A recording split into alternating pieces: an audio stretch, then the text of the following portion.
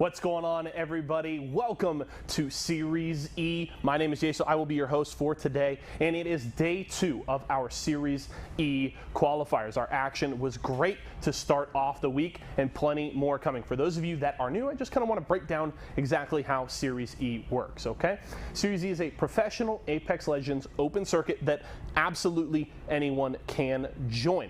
We have players who make it in through our qualifiers. They are then drafted and signed by our 9 partnered brands. They then make $750 a month salary, as well as compete weekly for points and prize money every Tuesday night against other open qualifier squads, and then every Wednesday against some of the top pros across North America and Europe.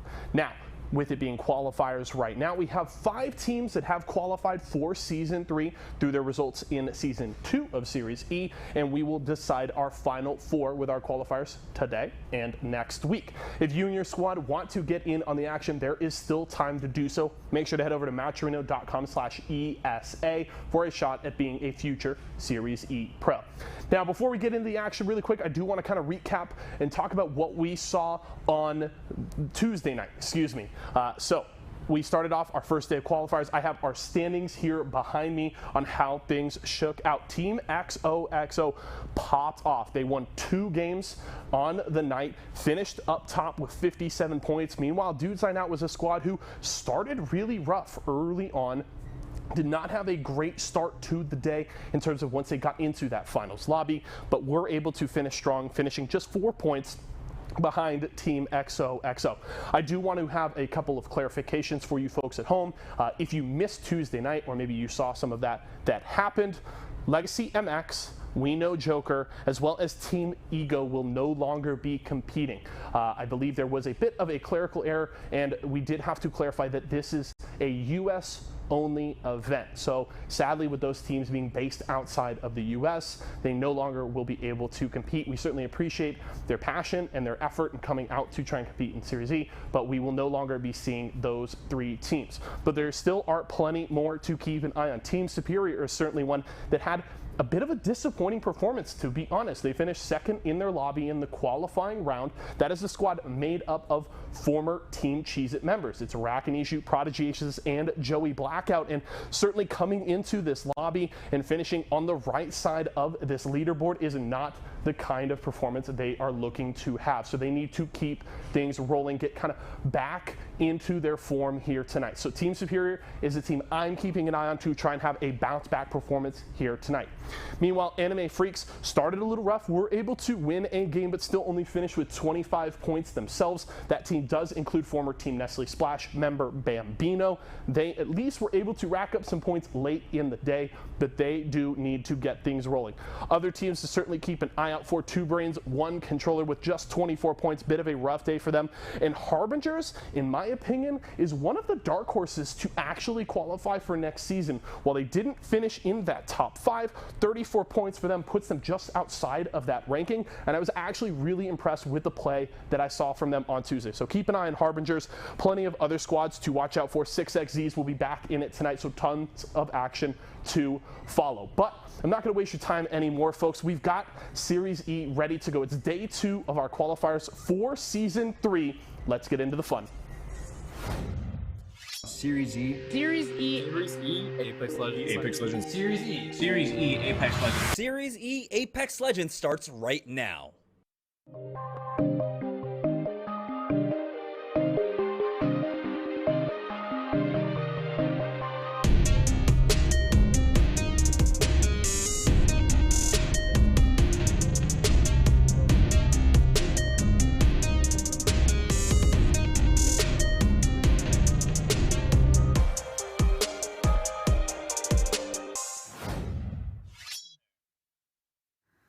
Welcome everybody to day 2 of qualifiers here for Season 3. I'm Jamerson, joined today by Vicky Kitty. Vicky, how are you doing today? I'm doing pretty good. I'm really excited to see how these qualifiers play out, especially after the action that we watched on Tuesday. Yeah, no, we do have to mention, of course, like Yeso said, that we do have a change in the format tonight. It's only going to be 4 matches played out, which drives home a narrative that we were building on Tuesday, which was that, you know, these competitors are used to playing about 6 matches every night, but now we're only going to have 4 matches. And so that comes to really crunch the squads that need to really figure out how they're going to be playing in the day. Yeah, it's going to be intense because you know that that six match could really make a difference for a lot of these teams to make those adjustments. But now, not only do we not have 5 matches, we have 6 games instead. Sorry, rather 4 games instead that are going to be played tonight. Yeah, we also have $1,000 on the line. So not only, of course, are you looking at the long goal of securing yourself a spot in Season 3 of Series E, but $700 going to first place, $300 going to second place. And now, of course, the scoring, that's the only thing that doesn't change here, where placements matter. First place will get you 12 points, all the way down to 15th, getting you 1. And of course, every single kill point will matter as well. We got to see some teams absolutely pop off and try to change up, and other teams that try to change things up. In particular, we were looking at 2 brains, 1 controller, who it doesn't seem like they're actually competing tonight, or I don't know, maybe they had a bad day throughout the qualifiers, but we were saying that, you know, a lot of these squads, especially some of the more experienced squads, can take this opportunity to try and just farm up the lobbies and earn a lot of their points off of kill points themselves. Yeah, I'm actually glad that you brought up that team because I know I had my eyes set up on that team, especially on Tuesday. But, you know, a lot of changes coming in. And so a lot of familiar faces that we're seeing tonight, but also a lot of unfamiliar faces that are going to have the opportunity to make their way into qualifying. Yeah, one squad that I was definitely happy to watch perform fairly well was WHO, but Dudes Night Out making a case for themselves as well, having multiple great finishes, just were never really able to finish it off. I believe it was like a second and a third place in a row in the 4th and 5th games, and that could have been the difference maker for them, I believe, who were only a few points off from getting that first place spot, like 3 points or something like that. So Dudes Night Out, definitely a team to watch out for. And other names, I mean, there are still a lot of names here that we do have to mention, of course, like Yeso mentioned, Anime Freaks, we're definitely keeping an eye on them. Nicolas Cage match. So many players here that, you know, have competed in our open nights and I've seen in the past in competitive Apex Legends. So I'm glad that we get to have this opportunity to highlight them. Yeah, you know, another team that I had actually considered was Obey Alliance, but we saw that they fell a bit short on Tuesday earlier on. You know, those top 4 teams that we saw make it out on Tuesday, we're seeing some changes coming in going in today. But Jamerson, I'm curious, what teams do you think could have made some of those different changes to do a lot better today, especially with the action that we saw start off earlier this week?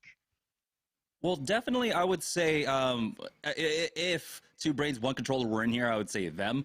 But right now, I'm looking more towards Obey Alliance, or I guess CHR, Crook, Hambino, and Ronnie, where Ronnie now has been consistently playing on squads that have been trying to run the Caustic here. And we saw how strong the Caustic can be, but I feel like their strengths might lie elsewhere, trying to get into those early game, mid-game fights. And something that I actually considered going into the qualifiers and seeing a lot of the compositions that we're going to be seeing from these teams is how the ALGS could potentially be affecting a lot of the mindset that we're seeing from these players and some of the things that they want to try out within their own team composition. Here we go, heading into game number 1. Now we are going to be joining on board with our number 1 leaders overall in the qualifiers here with 57 points overall, I believe. It's going to be Team XOXO. They've been able to get this drop over at Frag East uncontested. We know how strong this spot can be, especially here on World's Edge. Playing for any zone, really, as long as you're fast enough on the looting. Yeah, you can already see the way that they get the beacon right there, starting things off and playing a lot more beacon friendly here and having that Gibby shield to make sure that you can scan that pretty safely, which is funny because, you know, I'm just Gibby that's playing the Bloodhound instead. Already, though, Turns is going to be able to scout up ahead, taking some of that damage. We're probably just stimming away and trying to find out if any of the other squads had landed within the area. They're already making their rotations here, though, Jameson.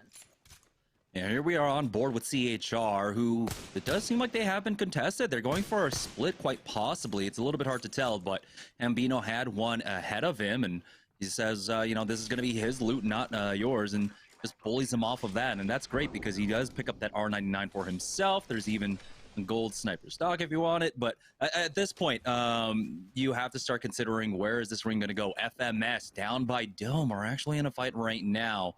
It seems like 2 players underneath Maul is here, and Finicky is caught out by himself. He does back away. Now they do have roof access and roof control, and so at some point they have to go down for it, but they're fighting up against better armors. The purple on that player before he peeks back on down. Finicky hits for flash, but now Mollis needs to get in here. Blue armor on the other side as well, and they have not traded yet. Enemy goes, the one that picks that one up as Mollis backs off. Silenced is golden, has not healed up his shield quite yet.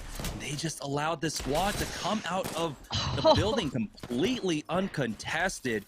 Now Mollis does have to back away. He's got that jump pad. He has almost no HP to his name either, and ECG are ready to hunt him down.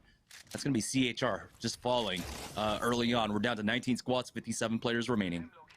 Jamerson, you opened that up perfectly. Just the fact of the intimidation from the better armor really is what made it in for that team. ECG taking full advantage of that, getting some KP under their belt, and of course, now building into even better armors from those blue armors to purple. You already see Pistillo, who was able to take full control over that top building despite having that advantage. Unfortunately, that team's going to fall. You could currently see 6XZs, though, going to be able to rotate off to the side of Skyhook, and already trying to find where they could see where the opposing team is going to be, because I believe we had seen another team already land in Skyhook when we had saw the other Octane stim around to scout up ahead. They might have had a bad drop here. As you can see, they're still sitting on the white armors, about to get sandwiched. Absolute Monarchy was actually coming around. They're about to run into a team inside Skyhook right now. We do have the ring pulling down over towards Sorting Factory. As you can see, a lot of teams starting to make their way on over here. And so you're going to want to get a priority position for the time being. Let's go ahead and swap back on over, quite possibly, to 6XZs, who might be getting into a fight.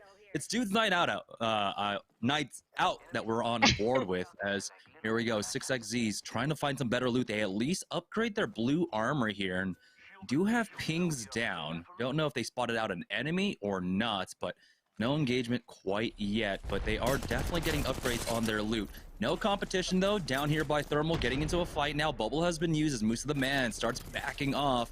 With that Beast of the Hunt popped, he will throw down a scan for himself, and the bubble has been used as well. By that Gibraltar, it's a full push out from this squad, and oh no, the bubble fighting is a little bit difficult, but they do pick up two. That's gonna be great. Sword and Davis Wave going down. Vize, WHO, wiped off the face of the map. We're down to 18 squads. Yeah, no competition, though. They're getting shot from behind. It's going to be Ziploc bags that are making their way over from the side by tree, and that's going to be crucial because now they're actually denying the looting going in, and they're still finding some of these hits. They're going to be more respectful, though, especially with that Volt coming out. It's going to be Navelo who wants to bring this fight a lot more close quarters, and you can already see the way that they're backing off. They don't want to be caught off guard to any of the rotating teams over to the side. Yeah, they're sitting on white armors themselves, pushing across. It's really two easy headshots from most any gun. It'll bring you down to flesh, and so they're going to go ahead and play for position instead, as they have their eyes set on Sorting Factory now. We'll just go ahead and drop down. And it's all about trying to find a decent spot that you'll have a great vantage point to try and shoot and poke at teams and get your armors evolved up. Although you can see they know where the next circle is going to be, so Ziploc Bag's also taking control over those beacons, making sure that they kind of prioritize their rotations instead, maybe making their way over to that care package that they just saw land right across. But that's another team who actually opened it up, and they got scanned immediately, so they wanted to make sure to cover their bases right before they committed to getting this care package. But the high ground goes over to that team that contested their care package rather, and it's going to be Ziploc bags that are going to respect this again because they know that there's a team right behind them too, so if they actually try to commit here, they could be called out into a really bad position and get sandwiched.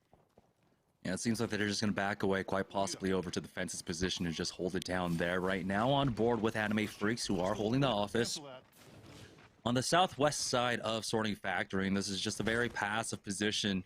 Don't really typically see the ring pulling over in this way.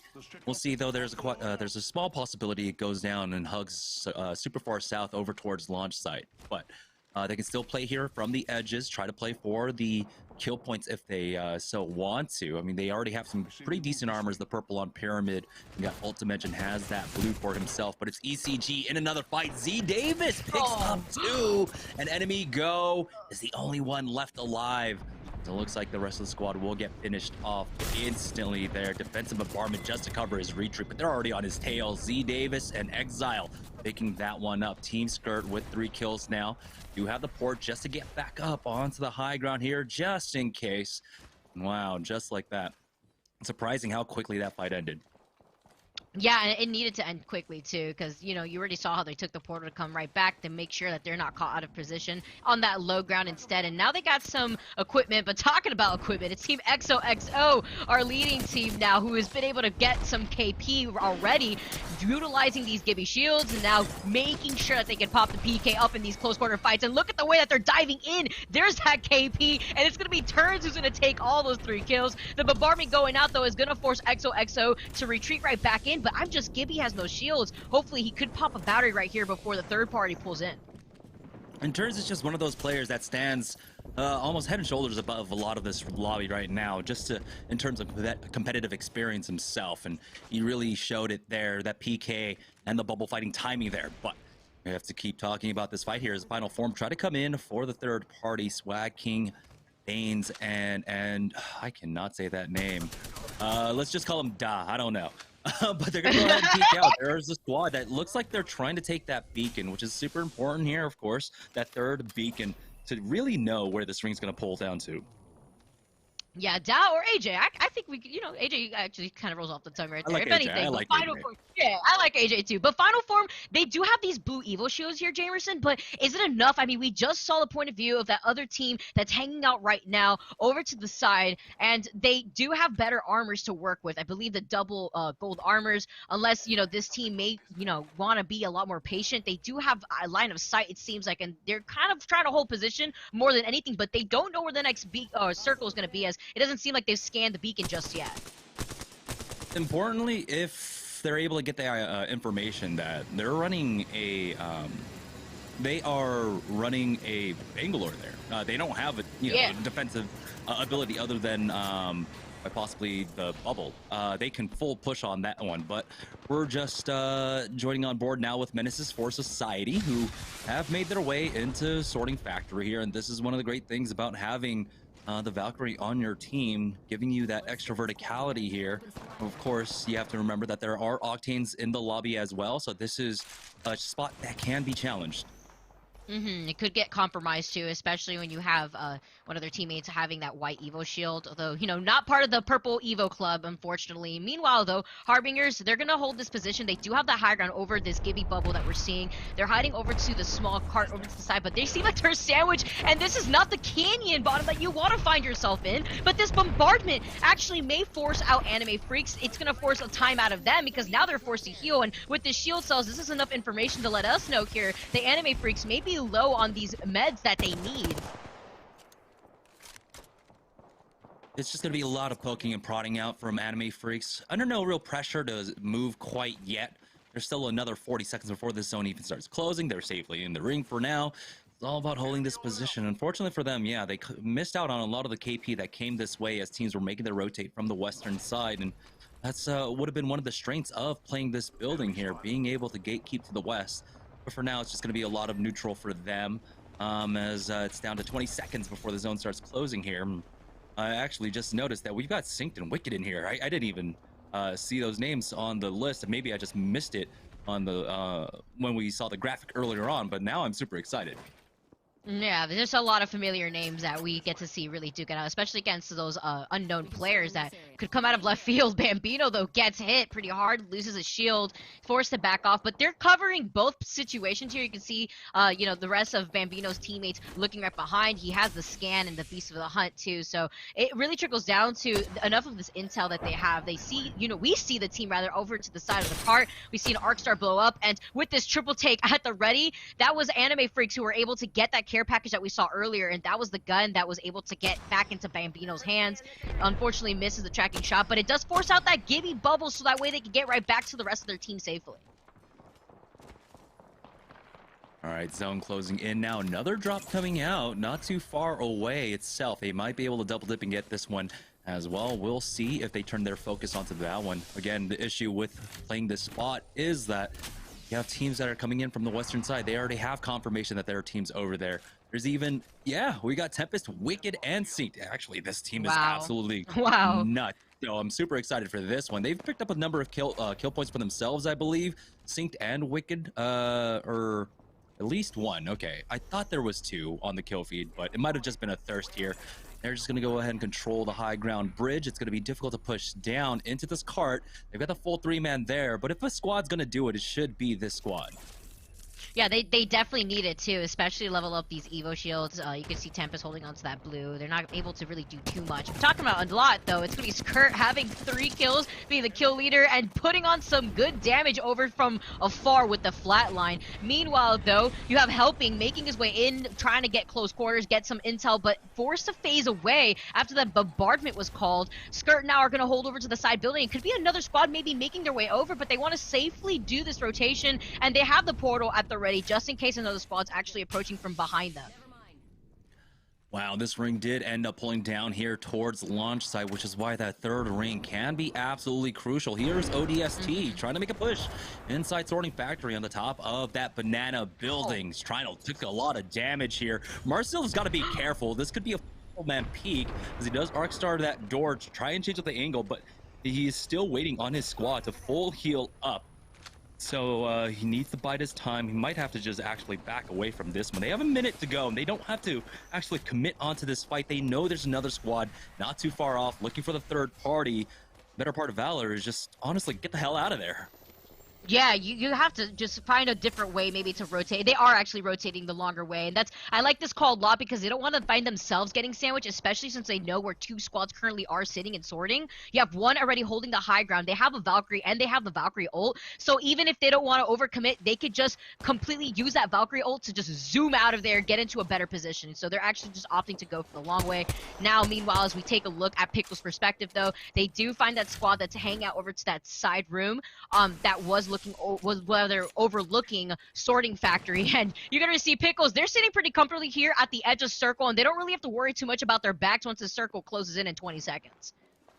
Yeah, Boney, Tony, you got Icy River and Sycophantic right now, all sitting on blue armors. Icy River is fairly close, but it's a full 3-man coming up from behind. It's 6xZ's coming in. Instant 3-2-1 onto Icy River, taking him out. EMP as well to slow them down, getting rid of their shields. Q used now by Boney Tony, but they are in a world of trouble. They've dropped down to the low. Their players already been thirsted as well, and that team that's playing in that launch site office is peeking down on them here. It's going to be Anime Freaks shooting down over here at Sorting Factory onto another full squad. Tempest, Synced, and Wicked are going to get finished off. We've hit the top 15 as another squad goes down. Obey picked that one up. Pyramid took a lot of damage there, and he's going to use that bubble. So Bambino's going to hold the high ground and just wait this one out. The theme of these last 2 fights that we've seen so far, Jamerson, is holding that high ground and holding your position, and don't go overextend to finalize these picks. You can see the pressure coming in just by looking through these little gaps, and it's going to be Bambino who wants a lot of this armor. You can see potentially going for that armor swap already and being able to get a lot of these tools that he needs to proceed on with the rest of his team holding on to that high ground position to cover his back. Still on board with now Menaces for Society. This is a squad that we saw earlier on, taking this high ground position with that ultimate. Looks like they might go for the redeploy in just a moment. We'll see, though. There's a minute 25. It's going to be difficult now. There are not too many spots to actually try and take. There's a full 3-man below them. As now Nick Cage Match actually pushing into this cart here. Bubble's already been used as they're trying to infiltrate now. Hipfire shots finally connecting there as Oi Senpai follows up onto Shirosuke with that Mastiff. And so with that first knock, they should be able to clean up this team, but I don't even know where the hell the rest of them went. Shirosuke will go down as they do pick up these armors and will have the swaps for themselves, and they are safely within the ring. This position scares me though a little bit, Jamerson. Probably from my own PTSD from playing in this situation, but the bombardment of the amount of grenades that could be tossed over to the side of the windows. I love the way that Nick Cage Match actually played that because they were able to actually spit a lot of that focus. But here comes another squad actually trying to get back into the action themselves. But luckily, Senpai actually had positioning there to try to hold them back. He takes some damage here. He's trying to buy some time so that way the rest of the Nick Cage Match team could actually loot properly. Another kill going the way now over to ODST as they did find that rotation. This was the squad that we saw that were almost in some trouble over at Sorting Factory. Decided to just rotate out of that one, and now they're here on the south side of the zone. You can see Throwing Whirlpool just to the east of that launch site building. And 6x's are trying to make their entry here. And what a beautiful spray. Wizzy hitting for 120 or so onto that purple armor, but he has to back away as the third-party shots are coming out from the eastern side. With 38 seconds left to go, that bubble going down is absolutely crucial here. Boxa T might not have it at a more opportune moment. We'll use that defensive bombardment as well to cover that eastern side. They've got the jump pad down now. They're just gonna go ahead and full send it in to the side alley here. And so we'll see how they can hold this position. It's gonna be very troublesome, but it looks like the team from the other side, from the east, will not push, and so they actually have one less angle to worry about.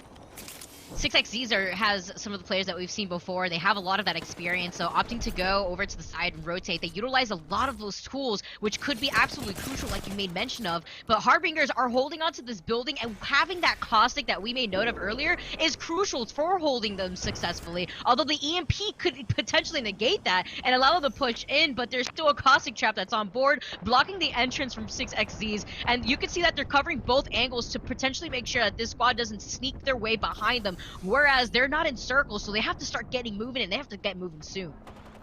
That's just good discipline by the Caustic team there. You see the EMP, you instantly pop your barrels if you cannot pick them up. Nick Cage match. Yeah, might be in a spot of trouble here, running through the defensive bombardment, taking a lot of damage. Oi Senpai now cracked, has to pop that bat for himself. They do find a small corner to work off of, and as they do, they are scanned up. No team's pushing them quite yet. It looks like they have been able to stabilize, found a nice spot at the very least, but we'll see now as 6x's make their entry on in.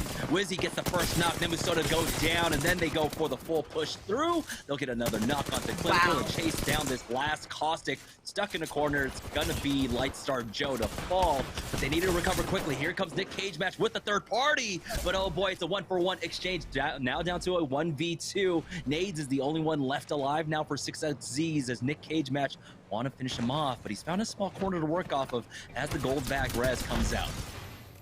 They don't know where he is just yet, but he went into the circle and he's gone, and that's gonna be a thick chunk of damage. Averson, round 5 now closing in. What a third party, and great timing on that from Nick Cage match. They saw the opportunity, but that's actually something that 6x's were actually trying to avoid there. That's why they were so patient with that approach, especially with the crypto EMP. Meanwhile, the ODST, they're trying to get some KP, and they successfully wiped the team in doing so. Now they're the ones that have to start rotating soon. Luckily, though, they're on the slower side of the circle, but they have to start moving because they're not in that circle safely. It's the bombardment now that comes down, and they've lost their Gibby. The res coming in and successfully keeps Tack up alive. No gold backpack though to stay in this fight, and with so much red evil shields, this may do it in for these teams that are having to forcefully push their way into the circle. They're gonna get circle kept if they don't finish this fight fast. And oh boy, they're just bleeding out here, barely on the edge. We'll see if Legit can get his squad members back on up, but it's going to come down to this 1v1 here with the EVA 8 out. He is hitting for some decent shots. One more pellet might do it. No! He goes down, helping clutches up for Team Skirt, but here comes the full send out from this squad. Nick Cage match now pushing in. We'll be able to pick up all 3 kill points here. Now it's down to the final 2 squads in a 3v2. Nick Cage match versus Turns, who was actually rezzed back into this game, by the way. Stuck there on the low ground now. You can see Shitty PC's got the angle on him, hits for the 45, and the rest of the squad wants to push. Malice Mamba is there, but again, he needs to help out. Shitty PC is just doing all the damage here. They should be able to just drop and finish them off. But Nick Cage match still playing this one slowly. Want to make sure they have all the information here, not throw anything away. They've got some decent KP. They know they need to get the plus 12 from the placement points. There we go. Another great volley onto Malice Mamba, and he does go down. Turns is the only one left alive in the 1v3 as it's a full peek out. Nick Cage match will take the first win of the evening. Wow, what a performance from Nick Cage match. They were perfectly at the right place at the right time, third partying in the most necessary situations. You even see at that second third party that we witnessed from them that they came in immediately when they saw that the squad count number had dropped. And so that was a perfect opportunity for them before they were able to commit to the res with the gold backpack that we saw that Wraith actually come out triumphant with in that fight. There was just not enough time in that situation. So really good showcase from Nick Cage. Yep, that was game 1 of 4. We got 3 more left to go. So we're going to take a short break, and when we get back, we'll have game number 2 of the evening right after this.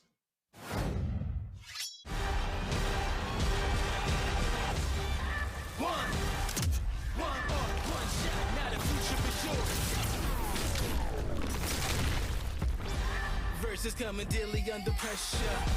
Working on applying the scheme. The true sign trademark is at the edge of your dreams. I'm talking. Yeah. One shot, now the future is yours.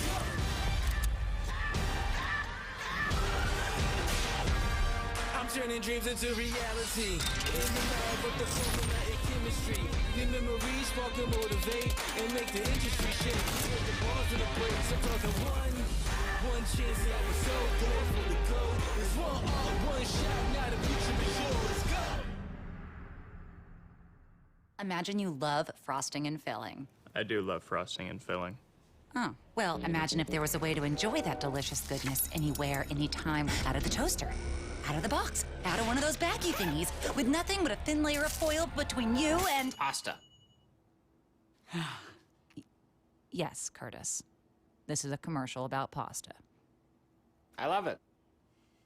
Frosting and filling for your pasta. I like pesto. I wasn't born in the spotlight. Nah. Had to grind and shine like a star on a hot night. And something about the struggle now resides in my muscles. And every trial and trouble helped to hang my hustle. Real rock stars don't chase the spotlight. It chases them.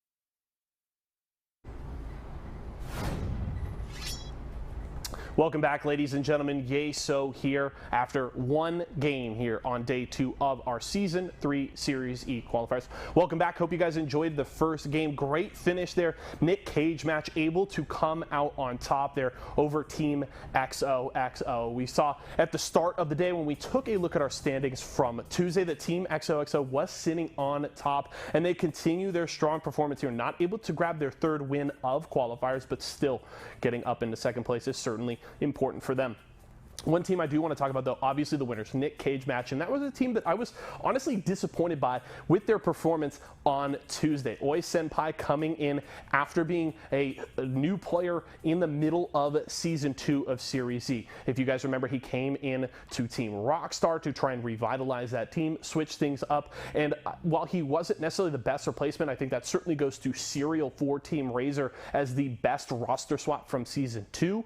I think Oi Senpai was actually very impressed with what he brought to the table. His stats weren't necessarily as impressive as some of the other members in Series E, but I thought he brought a new presence to that roster that was very good. So I had high expectations for Oi Senpai coming into qualifiers this time around. It was a rough performance, though, for that squad. They were on the right side of that leaderboard, which is not where you want to be on Tuesday. But Nick Cage match certainly starting off today a whole lot stronger. But as Jamerson and I talked about multiple different times on Tuesday night, it's not all about one performance anymore, right? With the shift in format for qualifiers this season as opposed to previous seasons, you can't just show up on a single day and make it into Series E. You have to have a consistent performance throughout the length of our qualifiers. And with still many more games remaining in our qualifiers, 3 more here today, we need to see Nick Cage match keeping things rolling. But with 11 kills and a 1st place finish here to start the day, that is a whopping 23 points for them, which is the start we saw from Team XOXO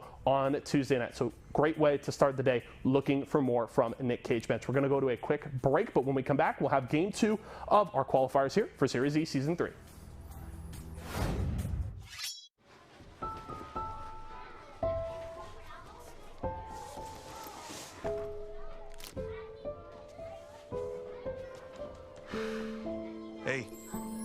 Shake it, kiddo.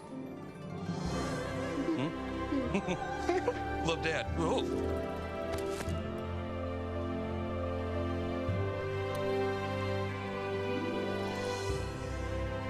I've got this. Kellogg's Rice Krispies Treats. A little love when it's needed.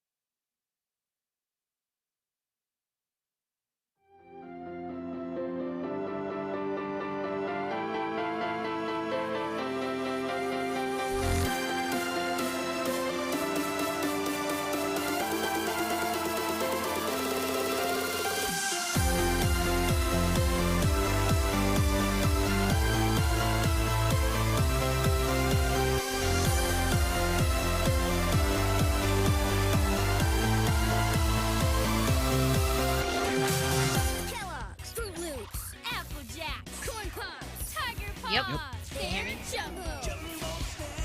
Snack time heroes, don't take them on the go.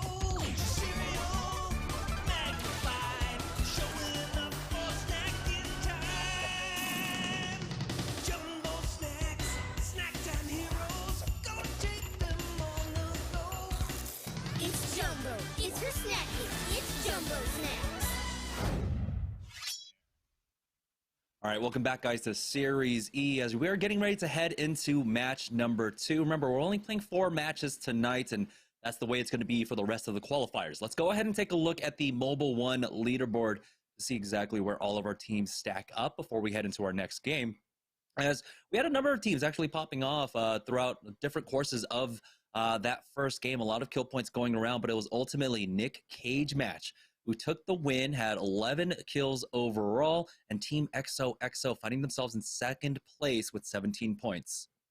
Can we talk about the player development that we're seeing from Nick Cage Match? Overall, this team, they weren't doing so hot earlier this week. Meanwhile, though, game number 1 of the second qualifiers, they came out and they came out in full force, making sure that they keep those 23 points in the pocket. Although Team XOXO, the team that has been able to be consistent so far, get that first place spot just earlier this week on Tuesday, is right behind them with 17 points. And Skirt, of course, the gap isn't too big so far, Jamerson, but that could easily change within this next game.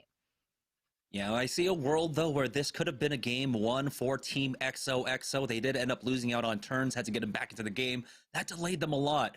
You can see why they are so consistent so far. 17 points in the second game. Let's take a look at the Mobile One high performance moment of game number 1. And this was just where it was at, where all the action was taking place for basically the last moments of this game.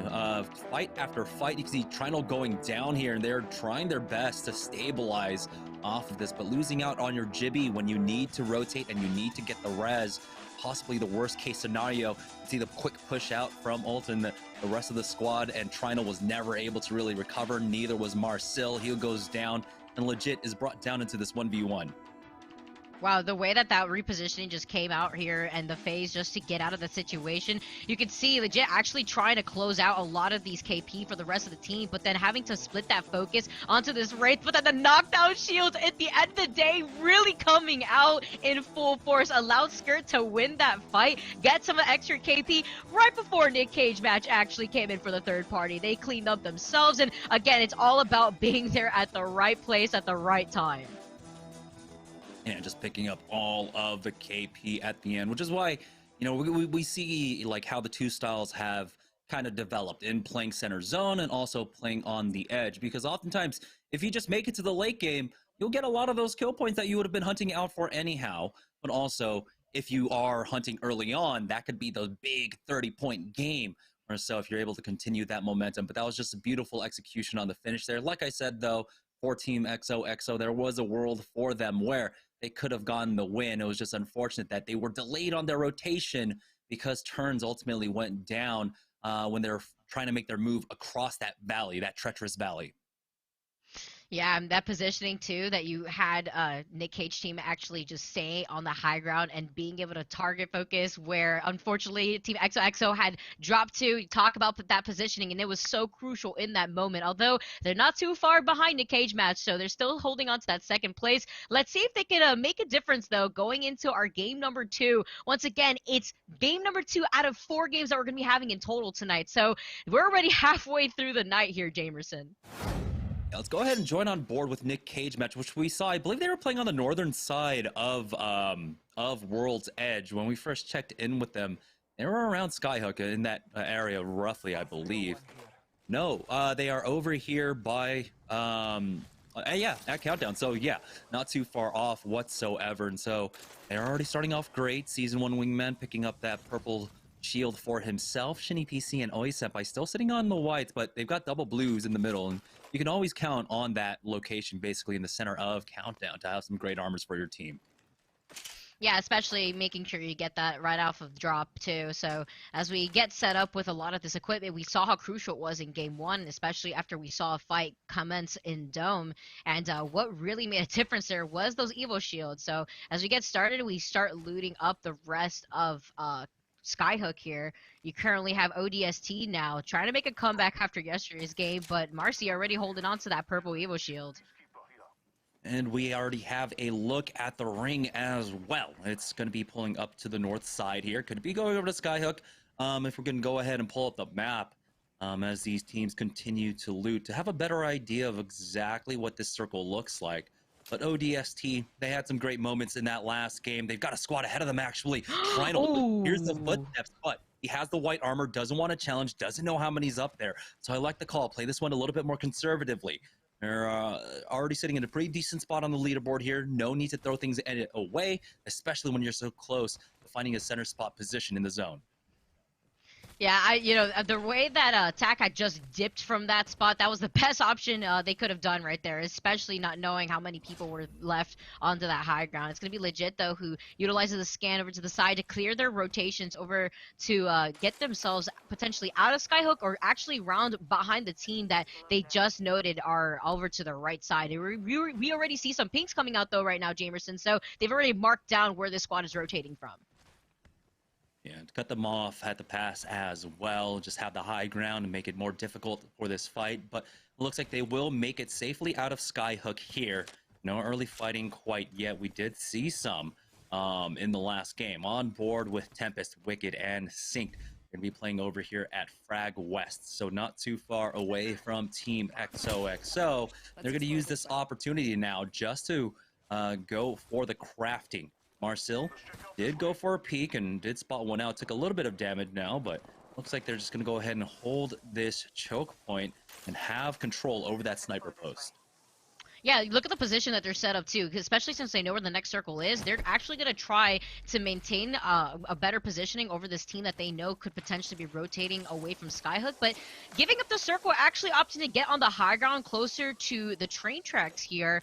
I'm not too sure if they're just trying to scout around or if they're actually, they're actually opting to go for a longer rotation, get better loot. It looks like they didn't like the fact that they had that fight behind them because of their evil shields, but they may be forced to fight anyways. Luckily, with some intel and after landing some of those bullets, they know this opposing team also has some white shields that they could work with.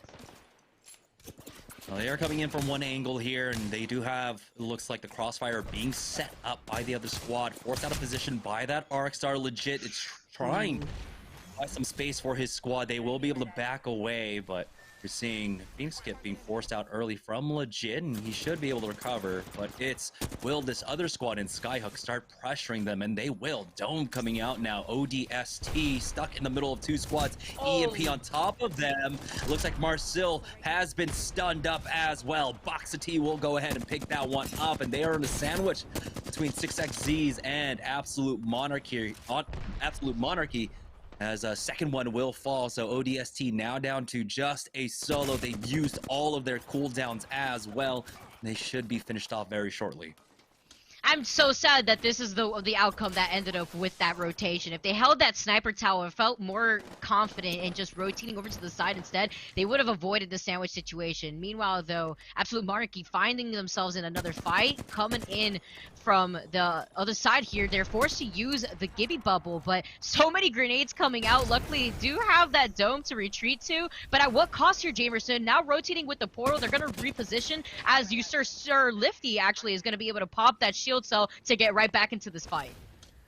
Yeah, it's all about positioning here. Both squads trying to outmaneuver the other here, but Sleepy Panda setting up that angle with that port will be able to go back to the right-hand side while Lifty takes the roof. He does take some damage here. He needs help of his squad. No shots landing from Sleepy Panda there. Now he's down to 10 HP, will back away, but 6xZs comes in from the flank to go for the third party. It's Demon Mode Sushi that cleans up Sleepy Panda. An absolute monarchy in absolute shambles here as Lifty is the only one left alive. He's going to try his best to hold it down, but he will fall. Now, Stick Drift OP, they did lose out on one throughout all of that, and we'll see if 6xZs try to get very aggressive off of this, and they're trying to posture up, but stuck in the corner there as the armor swaps do come out, and Ronnie now CHR showing up. So many squads converging on this fight now as we do have the scans coming out, giving away the position of CHR, but CHR giving them so much space to heal up. You can see the Gibby Dome being used as well. And now they're deciding to push up here, but so much time has been bought that, yeah, CHR have to call it here. They need to back away. The third parties are imminent, and so I like that they retreat off of this one. Yeah, they didn't want to push their luck too hard there, especially since they realized that they were playing a lot more passively than maybe they would have liked. The Obey crew is going to just dip from this situation. Instead, you make note of that third party. We saw that play out in full force on those train tracks when unfortunately we saw that team drop down, give up the high ground, get sandwiched. We don't want a repetition of that now as we see Anime Freaks instead seeing the Gibby bombardment unleash outside, just outside their window, hoping that they're liking the view here as they are safely going to be able to retreat. But Bambino has the scan in 10 seconds, and they've got scanned instead. They do have Beast of the Hunt potentially, but gunfire coming in from the door could actually make this or break this with the other squad potentially trying to push in, because now they have the intel that Bambino has that White Evo shield. Swag King taking out one. A lot of fighting taking place over here at Frag West. Over at Con now, as Moose of the Man tries to go for that challenge. Swag King gets taken out, and no competition. Get revenge for their fallen comrade here. As again, another 1v2 peak. Now Gibraltar shows up, and they hold it down. No competition will pick that one up, and because they are here at Con, they'll be able to get the instant res as well. We'll see if any other squads try to come in for the third party, but it looks like they might be safe to do so. CHR, though, finding themselves in another fight. You can see why so much fighting is taking place over here. It's looking like this is going, the circle should be ending over by the platform or just south outside of the tunnel exit there. CHR do have a team backed up literally in the corner now as they're trying to walk them down. Crook, he's got that caustic, he's got the Nox gas grenade, but this is zone 1, so the squads will just be able to run out and out heal the zone. Yeah, they stayed there perfectly because they knew where that next zone was going to try to pull. They wanted to at least try to circle keep, but luckily there's a little bit of space, and it's round 1 to try to rotate out of the situation. With 2 minutes on board, though, before round 2 closes in, it's going to be CHR that are still holding on to this position. Luckily, they have Crook for some intel in case those gas traps actually activate behind them. So to try to actually avoid a third party coming in, they're trying to cut off some of those rotations that could otherwise meet their doom. But now as we get set up, those CHR, they're going to try to hold patiently over to the train tracks, and we're going to see Ziploc bags now instead hanging out here over onto Skyhook, and they still are trying to find out a position here. They have a good amount of materials here to work with, some equipment rather to say. Ziploc bags now on the low ground. Navelo taking some damage. Luckily he has that gold Evo, but he's forced out to use the shield after the bombardment was called in on them.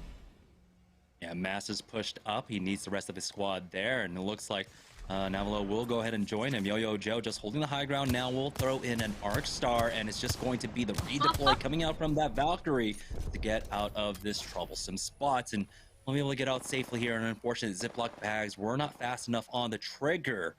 Good call out to watch the flank as well, as another team was coming up from Countdown now. And we'll just be able to rejoin each other, heal up, and continue to move on through for the next ring. Yeah, potentially just trying to opt for repositioning as a priority. They do know now that there's a squad behind them, but that squad maybe want to take a longer rotation. Meanwhile, though, in the world of Epicenter, we have Harbingers who are forced to hang out over to the side. Luckily, Nemusana does have that portal to try to rotate. It's safer, but they are going to give up that high ground because they see that they're getting pushed on. They've lost a lot of health. It's Stick Drift OP that are taking some damage. Demon Mode forced to pop these shield cells first to get right back into the action, but looking like they're split up a little bit as Demon Mode has to make his way right back to the rest of the Stick Drift team. He will be relatively safe, and this is what we're seeing as well in terms of pacing for the games. It's the second ring. We're down to 17 squads, 50 players remaining. Really almost like classic Apex. But here's 6xZ's making the push now onto this squad. It should be the same squad that we saw in Skyhook earlier on with Navalo and co. Is now they are ready to make their push. Don't know if they have the bubble, and they do, and that allows them to get in. But a beautiful arc star onto Izzy as he's brought down to 20 HP, but they get the first knock. Skittle Cakes to go down, bringing this down to a 3v2 for themselves. Buying enough time for Wizzy to try and get that bat off. So the melee comes in. Oh wait, no, it's another squad. Ziploc bags, here they are. Come in to try and get the third party, and that is why it is so crucial you don't lose anyone throughout that fight. That scan gives up the game though, and they know that another team is below them, and so Ziploc bags will not try to make a push off of this. They'll just back away for now. The troublesome part here is that this ring is going to start pulling away from them. They need to start making a play to go for that connector area or for the tunnel, but here's Harbingers in the middle of a fight. They're down to one. It's all up to Clinical here. Lightstar Joe, his gas is still putting in work, but here comes Stick Drift OP flying on in. Demon Mode Sushi should be able to finish them off, and there they go.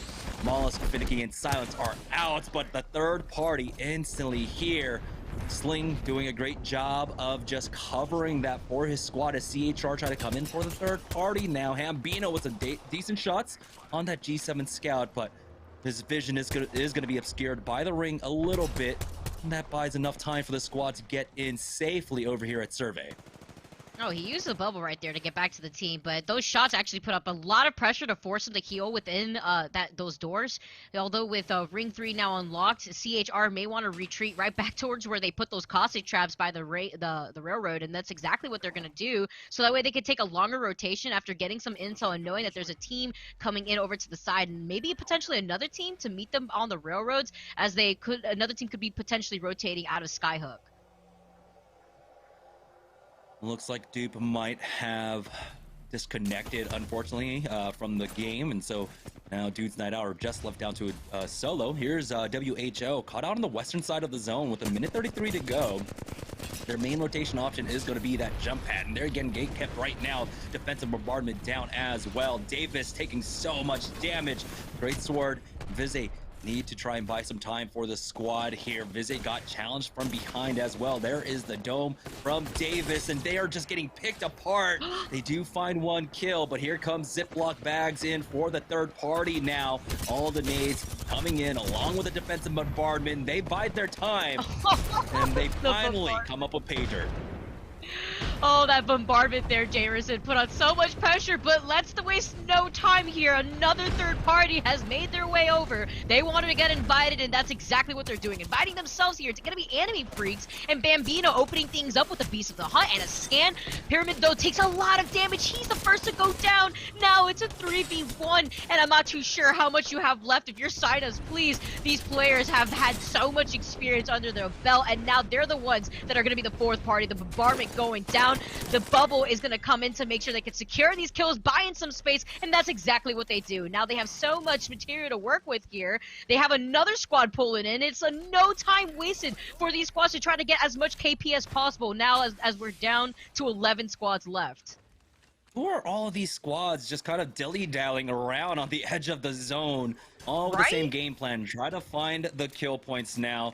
It's going to be Sign Us, please. I do pick up a few, but more importantly, of course, it's going to be the equipment that they get here. But taking a look, we have some even spread across the game. 6xZs were the kill leaders in the lobby before they went down, but they ultimately only get one placement point overall. So that's going to be a 6-point game for them. CHR, though, still holding their position inside the train tunnel, now moving down south. as the ring continues to pull. It should be going over towards that train platform just to the south of them, where that respawn beacon is. But for the time being, they can just hold this position for now. Menaces for Society looking for these fights on the edges as they are going to go hunting, and this might be just a solo rat. We do have 11 squads left, and Nemero might give his life for it, and it is Verhulst, so he does go down. Dude's night out are knocked out in 11.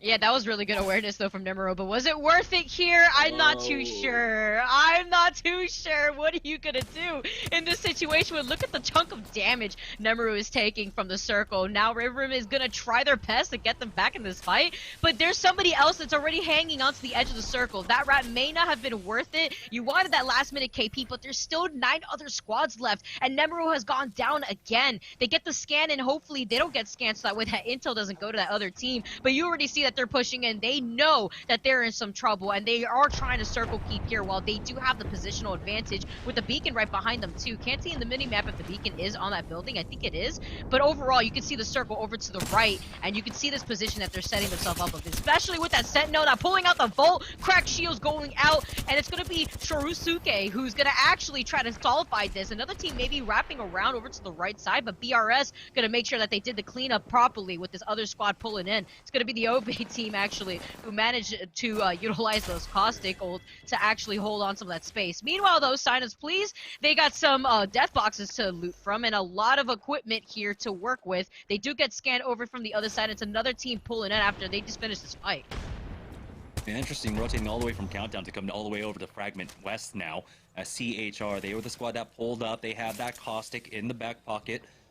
Crook does need to build up that Nox gas grenade, so I'm surprised they committed that into the fight, as we're getting so close to the late game here. It doesn't look like they have gold helmets either, and so, I don't know. Maybe they can get it up in time. But with 11 seconds to go before the zone starts closing in, we're down to 8 squads, 21 players remaining. Plenty of spots for teams to kind of exist for now, and so I don't know if we'll find any action until the final ring starts closing in. Noticing now too here, Jamerson, CHR, Ronnie, Crook, Hambino, that's great. Very nice play on words there, but also having a lot of experience playing all together. They do see there's another squad right behind them. The Valkyrie coming in from Ronnie, actually trying to control some of that space with a tactical. They are trying to utilize these caustic traps to control some space, but it's BRS that are still holding on to the Sentinel, putting in some damage, just trying to control some space and trying to get some intel, while this other opposing team though has some control over the circle, but it's behind them where the threat is. They've lost a lot of shields here. Luckily though, defeated, and Rasuki has managed to hold it down without getting that cracked notification for the other team to try to push in on them, but they did for Sharusuke, and they're going to clean him up, and that's going to be 2 members left over for BRS. Yeah, Sharusuke actually going down to his own defensive bombardment there, unfortunately. But Nick Cage match playing this one out as a duo. Try to push up. Aoi Senpai has gone down. Shitty PC is the only one left. And he gets finished off. It's going to be Team Pickles that are holding this train platform here as it continues to actually pull away from it. They'll have a little bit to work off of on the back side and enough cover as well. And so they can be relatively safe there. We're down to 7 squads, 18 players remaining. So I believe we should have at least 1 rat, maybe a duo running around, or it could be 3 squads that are currently damaged. More than likely, it is a solo rat. He has just gotten finished off. It was going to be defeated. That picks that one up. Now we're down to 6 squads remaining. This is intense too. They're getting some notification here to let them know who's down there, but it's going to be Helping, who needs some help. He barely has a shield. He's out of this situation, but unfortunately leaves Exalu, who's out of this fight, and that's going to be it for that team. Stickdrift OP getting some KP themselves, looking pretty hefty here as they find themselves into another fight with this other team right below that jump tower. Stickdrift OP aren't letting go of this high ground here. Instead, it's going to be Sling, who's out of this fight just for right now. Luckily, he does have Demon Mode Sushi, who's right there to help cover him while he pops that shield back, and getting some intel with the scan as his team tries to rotate right behind him. A little sneaky in this situation, but unfortunately for them, they have to deal with Sling fixed scan instead. They do land some shots, but they're trying to make sure that they're not getting sandwiched on this high ground. They're trying to hold this position as long as possible. Yeah, we're now down to 4 squads, 3v1, if I did that correctly. We have 1 rat in sync who is still alive right now, and honestly, that's kind of what I want to see out of our more seasoned squads, to just try and eagle up on most of the lobby and take fight after fight. Ultimately, someone did have their number with that third party, but They did farm up a lot of kill points along the way. We'll see how much longer Sync can stay alive for. As you can see, all the teams now positioning here just on the edges. It looks like maybe Sync did get finished off. So it's just down to a 3v3v3. So he at least secures top 4 for his squad here. And all the teams have some kind of rock to work off of, but it looks like Demon Mode Sushi might be forced out. CHR have a little bit more ground to work with, but no, they are actually safe over there. And so now in this 3-team engagement, it's all about who engages first. Everyone pretty much seems on equal footing, as you can see between Stickdrift OP and CHR. They both have red Evo shields. It's all about who's got the utility, who's going to have a defensive bombardment, who's going to have a Nos gas grenade.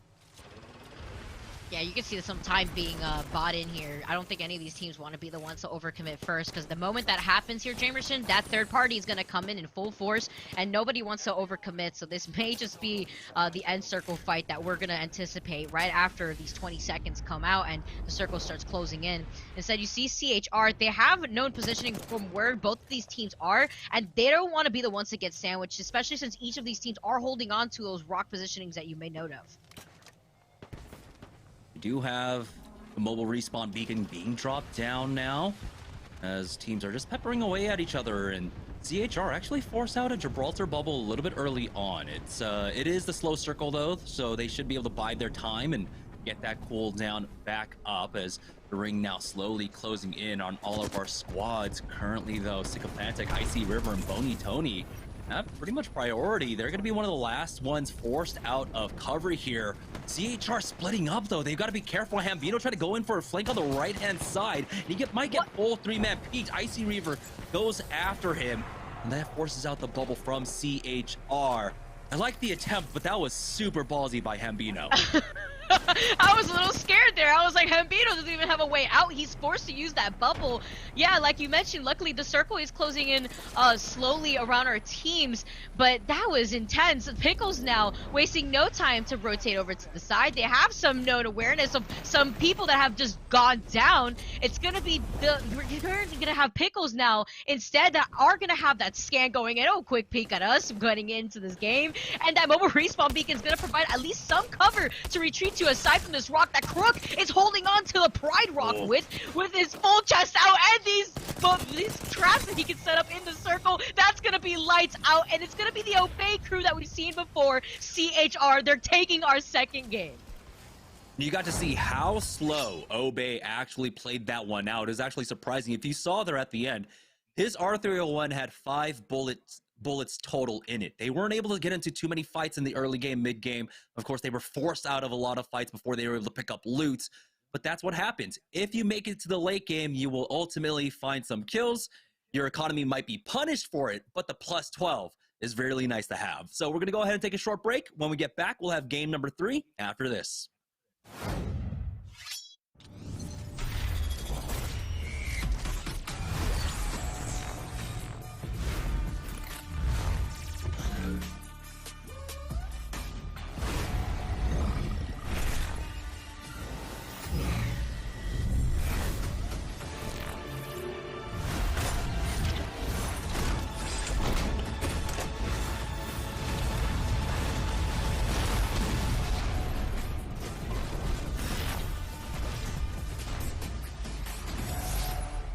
Pringles flavors. Make new ones. How much do you think Pringles paid these people? Hardly anything. Hey, you guys want to stack different Pringles flavors to create new flavor combos? Here, I'll go first. Pizza, barbecue, and jalapeno. The spicy barbecue pizza stack. Get him! Grandpa, what's going on? Pringles. We're trapped in a Pringles commercial. They must have taken us in our sleep. How can we get out? We can't, Summer. They warned me this would happen, and I didn't listen. Stack Pringles, make endless new flavors. Stacking Pringles to make new flavors. Make endless new flavor and barbecue, wavy, and sour cream and onion equals a 3-layer dip stack. Fruit, refreshingly sweet, but without sugar, 0-calorie treat. They're all our top flavored splash. It's fruit freshin'. Cheez-It snapped. How's it taste? It's so thin, crispy, and cheesy. And I just want to keep eating it. And eating it. They love them. Snapped. So good we may run out of cheese.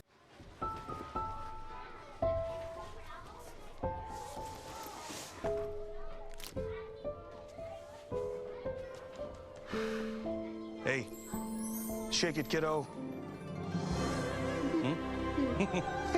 Love Dad. Oh.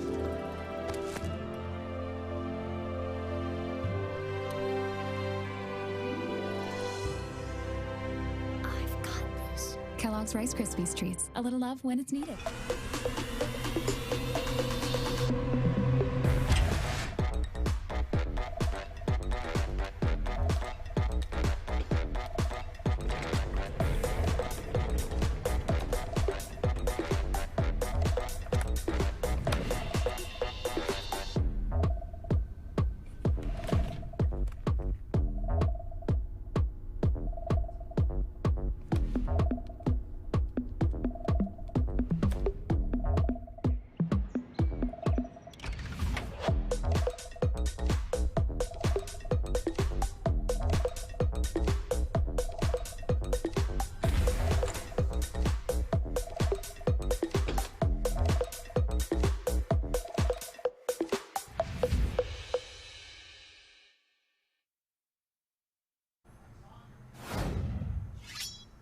What's up, everybody? Welcome back. Game 2 all done and dusted there, and we see the CHR boys coming out on top. I'm your host, Yeso, ready for a little bit of a breakdown of that last game for all of you at home. We've still got 2 more remaining on the day, so don't go anywhere. We still have plenty of Series E qualifier action ahead of us. But as we bring up our post-game stats here, it was, as I said, CHR coming out on top. Hambino for that squad leading the way, and it was Crook in the statistical department, dominating kill leader. He grabbed 6 for himself, almost 1,900 damage there. That is a great performance from him. And the thing I really like about this squad, and why I think they certainly are a favorite to qualify for next season, is it feels like all 3 players, Hambino, Ronnie, and Crook, can all frag out, can all kind of take the lead depending on the day, depending on who is feeling it. So great work there from Cook, and it really feels like they're carrying some momentum from yesterday. If you guys missed out, obviously they had a solid performance Tuesday in our qualifiers, but this squad is also competing in ALGS right now. So they played yesterday in a group that include G2, Team Liquid, and Charlotte Phoenix. And while G2 and Team Liquid were able to take, I believe, 5 out of the 6 games in terms of first place, Obey came out of it 7th place in their lobby after 6 games of action and 18th overall in points. And that is between 40 different teams. So they're in that top half trying to qualify for the final. So while it wasn't the most impressive performance from them, I think it was a solid day with some tough competition, and they're trying to carry some of that momentum here into tonight. Obviously, getting a game under their belt in the first 2 is very important for that, and they're definitely a squad I am keeping my eye on to be one of those 4 to qualify for Season 3. We've still got 2 games to go. Jamerson and Vicky Kitty will hit our Mobile 1 leaderboard and get you ready for game number 3 after this.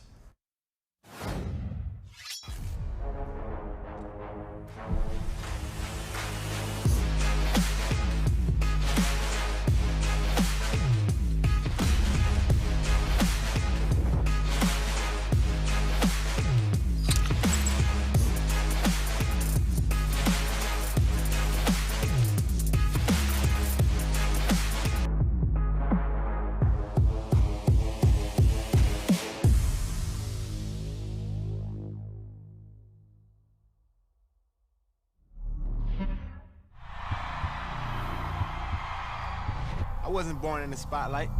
Nah. Had to grind and shine like a star on a hot night. And something about the struggle now resides in my muscles. And every trial and trouble helped to hang my hustle. Real rock stars don't chase the spotlight. It chases them.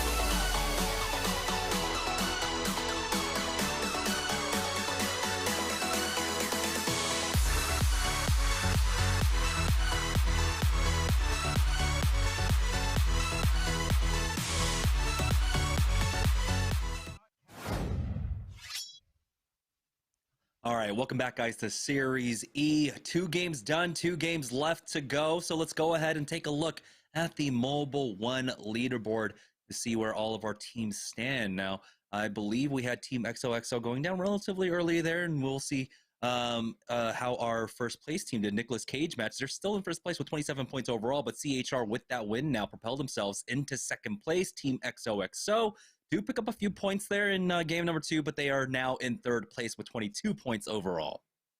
Wow, these top 3 teams are so close, literally shoulder to shoulder with one another. I mean, Skirt is also not too far behind, but that 3-point difference between CHR and Nick Cage match is intense there, especially since Nick Cage match are still holding on to that first place spot. That all really trickles down to their placement and what they were able to really work with when they felt like they were circle kept. So overall, though, they're still holding on to that first place spot.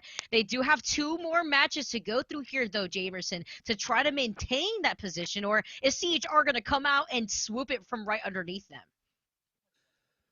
Yeah, taking a look at the Mobile One high performance moment of that last game, as you can see, this is where it was the non-stop fighting on the western edge, on the western frontier here, as WHO or one of the first victims. You can see so much utility being tossed their way. Defensive bombardment after defensive bombardment after defensive bombardment coming down on top of them. So many teams wanted to get involved in this fight.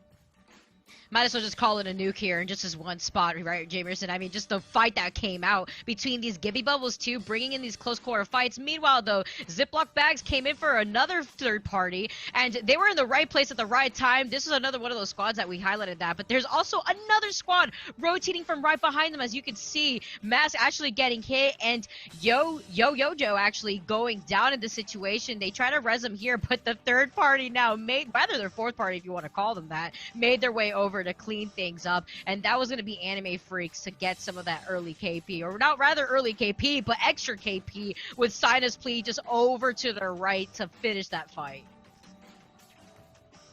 Yeah, Sinus, please. We saw them getting a little bit more aggressive throughout this match, and we got to see them, of course, they were the ultimate winners here, moved on over to Fragment West to find more kill points that way. Is we will have game number 3 set just shortly, and you have to remember that it's going to be 4 matches tonight. We have $1,000 on the line, and all the points, of course, will be cumulative. The top 4 scorers across the 4 nights of qualifiers will secure themselves a spot in Series E Season 3. So every single match matters, not just for the money of the nights, but also for securing yourself a spot in Series E, getting yourself a partnered spot, $750 per player per month for a number of months there. It's a lot for our competitors. Yeah, and everything is cumulative points at the end of the day, so you want to make sure that you pop off on each and every one of these qualifier days, because that could really make a difference for your team qualifying at the end of the day for Season 3. So as we get set up, we're moving on to game number 3 for tonight. You may mention of it already, Jamerson, but only 4 games in total that are going to be played for today, and that is pretty intense. I think that's what we've been seeing play out throughout the rest of the night, where a lot of these teams are trying to play a lot more slower at the start of these games, because it's crucial moments like placement that really matters here. Yeah, there's no standout lead yet in this lobby. First and second place are separated by about 3 points. The middle of the pack all sitting around 10, 15 points themselves as well. So with 2 good games, you can absolutely sneak away this victory. Now we get a look at where CHR are. They are dropping over here at Overlook, and so they'll be able to pick up some decent loot. And you know, I said at the beginning of the day that I would like to see them kind of swing more into playing a bit of aggressive style, really rely upon Ronnie to play aggressively and find the opening frags. But I'm glad to see that we've seen this development coming out from CHR, playing the slow game, playing the very macro-oriented game, and end up getting the win there in game number 2. Yeah, and especially with what's on the line right now, it's necessary to try playing into that play style, really working out for them. Of course, in that last game, it's going to be Anime Freaks, though, that are trying to loot up. Luckily, though, Pyramid does already have a purple Evo shield, so with Dimension also having the blue Evo, they're not looking too bad here in terms of armor. They're actually opting to just scout up ahead, and they already know where the next circle is going to be. Yeah, they're making their way on down. This one's going to be a little bit interesting. So Sorting Factory, quite possibly even over by Harvester for this one. If we could pull up the map, please, that'd be awesome. To take a look at this ring to talk about that a little bit more, and there we go. And so we do have a very similar circle to game number 1, but this one has a huge probability of pulling over towards the tree side. As you can see, the ping's going down for this squad right now. They want to take a hold of that office building, but AM, once again, in a fight over here on the northern side of the zone. They've already lost out on Lifty, and it was the same squad that took them out earlier on, I believe. It was a combination of Demon Mode Sushi along with Wizzy from 6XZs that took apart this squad. And so they have not learned their lesson from the last game. We'll see if they can recover Lifty, get his banner, and get him back into the game. That's tough there, too. You can see Fruit Ninja already in the drone to try to get his banner. Not too sure. Yeah, he does get it. They are going to be able to deliver Sir Lifty back to the beacon. See Sleepy Panda already getting into position. Doesn't have portal just yet, but perhaps will get it by the time they make their way over there, especially with some pressure coming on from that squad that's hanging on to that high ground train track tunnel that they just met their fate with. They have plenty of opportunities trying to get back into this game, but it's about who else are you going to be running into. We know that 6XZs are going to be running on the western side of this map, and you might rotate up through Skyhook, but it's CHR that are now rotating down to the south. Will make their way through Geyser here, as ultimately their loot's okay. They've got the gold armor on Hambino. Ronnie's got the blue, but they would of course love to get something better for Crook there, especially when you're playing one of the bigger legends. Having only 50 armor, not the greatest, but they will go ahead, use this redeploy, and start moving their way on in. They do have the Valkyrie ult, and this might mean they go straight for that office building. Yeah, that's exactly what they're doing right now. Also, could potentially get some intel, as I believe we had seen Anime Freaks earlier on pass by the side here, but now it's going to be the CHR crew that are making their way over to sorting. They're going to go long, so that way they can hold that high ground position, and there's the intel that they wanted to note for, to know where the rest of the teams are going to be. If there was another team already in sorting, you could see actually there's somebody right below them. I'm not too sure if they know this just yet, but now that's definitely going to be the giveaway after they just get shot at. Yeah, they kind of shorted this one a little bit on their drop. They went for the dip to try to pick up a little bit more speed, but that meant they were left short there in terms of distance, and now they are scrambling for anything. Really, they're just looking around, and everywhere they look, there is a squad. I'm surprised that they haven't gotten 3-2-1 team fired by anybody, but it looks like everyone else was worried about the positions around them. So they'll be able to hold on the north side here. Be able to hold the top of Banana, which is a great spot to hold when you do have this caustic. Being able to control both of these doorways with the barrel each, and also kind of leapfrog some forward to have a little bit more information earlier on. We do have a fight taking place though. Moose the Man will go down to Shosuke. There we go. But they have traded away. No full squad wipes quite yet. We're still at 20 squads left as Greatsword gets finished off. This might be coming down to a 1v1. Team XOXO is one of the squads that were over here at Sorting Factory, who for some reason did not spot out Team CHR at all. And they're in a pretty decent spot. This is an angle where they can at least try to poke out, pick up some damage on their Evo shields. And as we swap on over to Team Skirt, they are the ones who have that priority spot that everyone wanted in this zone. Yeah, they're looking nice, although two of them dropping. This might be helping that wants to hold on to this position, as they do drop down just to see where the other team is, and they know exactly where they are after Davis actually gets taken out by his shield, or rather his shield gets taken out by that shot. They do get scanned from the low ground, but as long as they hold this position, they're going to look a lot better. But though right before, currently have the flat line now, though. Having the Anvil receiver could really put in some chunk of damage on those teams that are trying to contest them.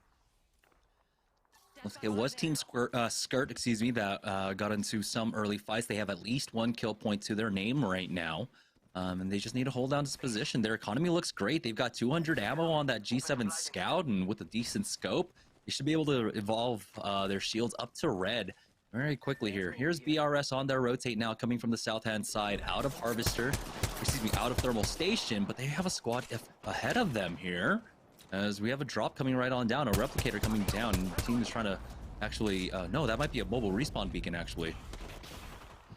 That or it looks like a lifeline care package here. Actually, potentially, I'm not too sure. It looked like it had a blue beam over on top, but it's going to be BRS that are actually getting out of this position. They knew that they were getting poked in from afar, maybe by another team here, and they do have some nice Evo shields to work with, but their positioning in general doesn't seem very confident. They do have note of where the opposing team is, and they do have a scan to try to waver them off, but they're still sandwiched at the same time by the other team that we saw them engage with first. I'm surprised. They see the mobile respawn beacon go down. They see it being popped as well, along with the dome being used, and they're not pushing it quite yet. Rizuki's trying to reposition himself to go for it. Defeated. Gonna pop this last ultimate excel, and then they will have the Beast of the Hunt, but it might be already too late to try and take advantage of the team to the north, who have fully recovered. The third has gone back into the game, and so there's no more opportunity to try to pick up the kills there. And so, only one team now damaged. As you can see, 19 squads left, 56 players remaining. As that squad that they're firing on are a full 3. Yeah, and noting that they're unfortunately not winning these trades. You're trying to buy in some space, but the Volt and Eva 8 combo with only 16 bullets for defeated may want to keep this fight close quarters. Holding this building is crucial, but it's not in circle, so they're forced out of position already. Meanwhile, though, in the world of stick drift, they're hanging out in fragment, and there's a team that's in circle. They want to continue on putting on a lot of this pressure while circle keeping this team. And it seems like stick drift, though, they don't really have a lot to work with. Still 2 blue Evos, and you currently have Flintstar, who still has that white Evo shield. There's a better position for a team that's probably meeting them up ahead, but luckily they do have this jump pad to try to get out of the situation quicker. I'll be able to cut them off as well if they continue to run this way, but it doesn't seem like they will get chased down, as Demon Mode Sushi, he's the one that's leading the charge for his squad on that Octane now as he crests the hill to see if there's anyone below them. Seems like it's relatively safe for them, and so they should be able to continue to run in 1 minute and 54 seconds, so plenty of time if they get into a troublesome spot to make their way out of it. On board now with 6XZs, who have made their way over towards Sorting Factory, holding one of the toilet bowl positions over here. And of course, coming out from where they do, over at Countdown, they pick up some great loot. They've got the gold armor along with the purple on Wizzy. We'll see now if they can play for the late game. 6XZs have been getting into a lot of fights in their mid games and been winning out on a lot of them. It's just they have not been able to transition this into the late game. With 2 games left to go, this is where they need to absolutely show up. Yeah, it doesn't seem like they've been able to find those fights that they really want to. At least with some of the... Moving in, though, they're going to try to get back onto the high ground here. And this is the repositioning that could really make it for them, especially since... Now 6XZs making their move continually now, going towards the south side, over towards launch site. They do have that back angle to work off of. BRS getting pushed. AJ finds one. He will be able to finish off the rest of the squad. WHO playing this one out as a duo. We're never able to recover Great Sword, so it's just going to be Vizay and Davis Wave. The scan comes down. If that team realizes it's a duo, they might full send. So that's why WHO decide now is the opportunity to try and hold down a building instead. Play for the chokes. Try and force teams into the doorways where you can have an easier time handling them than 1v1s, 1v2s. They're just going to bide their time here, but they'll have to move now with 20 seconds left to go. Ring starts pulling away from them. There's another building to their east, but there's another squad that's already taken position over there. 18 squads, 52 players left, so that means there's one other squad that's actually playing this one out as a duo currently as well. So it's going to be 16 full squads, 2 duos currently as Menaces for Society. They're the ones that are holding down on the office building here to the south.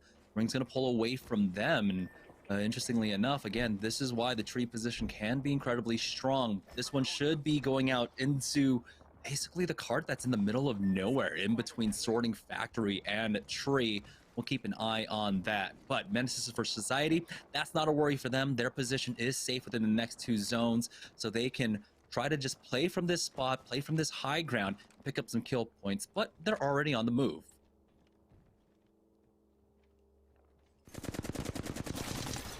Oh, we do have Sign Us Please in a little bit of action here. A little bit slower on the northern side of Thermal Station. A lot of utility being used. Defensive bombardments along with the bubble. Don't know if that was Wicked's defensive bombardment, but that was a huge nade coming up from Wicked as Triangle Attack does go down to it. The port has been used as well, but they should be able to finish him off. Triangle gets thirsted, legit goes down. And oh boy, ODST now down to just 1 player remaining here. We'll see how aggressive do Sign Us Please want to get off of this. They can see in the background the third parties trying to come in as well, and so they're not going to allow that to happen. But they start pushing up, and again, as they do pick up that extra kill, it's going to be Shitty PC that finishes off that team. Unfortunate for Sign Us Please, they weren't able to get that third kill, but they get 2 uncontested and just back away. They have options for rotation here, so they can just move around to the northern side. That's exactly what they'll do, as there's plenty of time to work with as well. 1 minute and 46 seconds. If they want to, they can try and turn around for these bodies to pick up some additional loot. We'll see if that happens, as looks like Oi Senpai getting into a fight now. AJ to go down from that charge rifle, and so Sign Us Please, I think they have the opportunity. Oi Senpai finds one more knock on Swag King. It's a 1v3 now, but final form is all down to just gains. We'll see, it's a 1v1, which means it's going to be a third party now for this squad. Gold bag res doesn't come in time. It doesn't seem like Sign Us Please are here in time, so they do get the thirst onto Oi Senpai. Season 1 wingman gets the rest onto Shinny PC, but as he tries to zoom on out, he's getting completely run down now by Sign Us Please. They've dropped down to the low, made their way over towards the fences, and they will be relatively safe. And so they get out of there, but it'll just be the duo for them, as Sign Us Please don't pick up any more kills there. Another fight taking place on the south side of Harvester here, as Pickles, they've got double purple armor along with the blue on Boney Tony, are trying to make a push on this squad. Let's look in this building here to the south now, as the Beast the Hunt is going to run out after one last scan. And so their opportunity for a clean team fight is just not there anymore. They are continuing to posture for it. Arcstar will force them forward, and maybe that might have worked out for them. Boney Tony gets cracked, and he has to back off though. And so without the Beast of the Hunt, with just taking way too much time on this fight, Pickles have to call it here and retreat.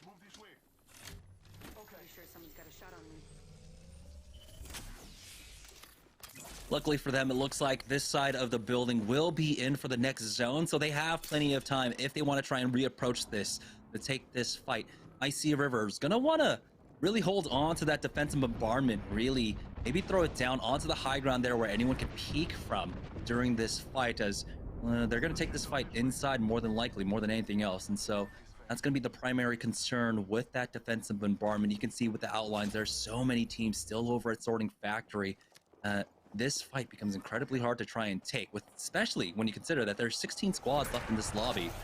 And so plenty of time, opportunity for teams to come in for the third party. You can see Team XOXO were in the area, but they're making their rotation now to the train. But oh boy, mid-air, Icy River lands the shots onto Malice Mamba. The bubble's already been used as well. They get him up, but here comes another full squad coming in. Bubble from the other side. Great connect with the PK, but he gets flanked. Yo-Yo Joe picks that one up on I'm Just Gibby. It's down to a 2v2 though, but oh my goodness, Team Skirt with the third party from this spot. You can see why it is so strong. They've already picked up 4 kill points for themselves, and they are safely in the next zone.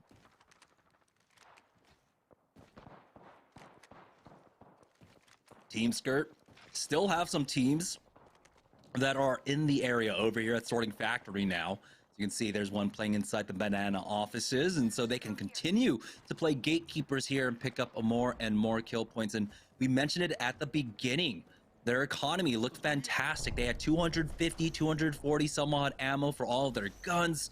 And so they could stay there and poke around for a while now. But here comes push out from Dude's Night Out as they try to push into this triangle building here. Skittle Case on the entry. Has to be careful though, as Verhos finally joins the fray, but it doesn't matter. Duke cleans that one up.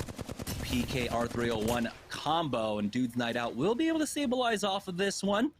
As, Verhos shows up so late, he doesn't even get any kill credit here.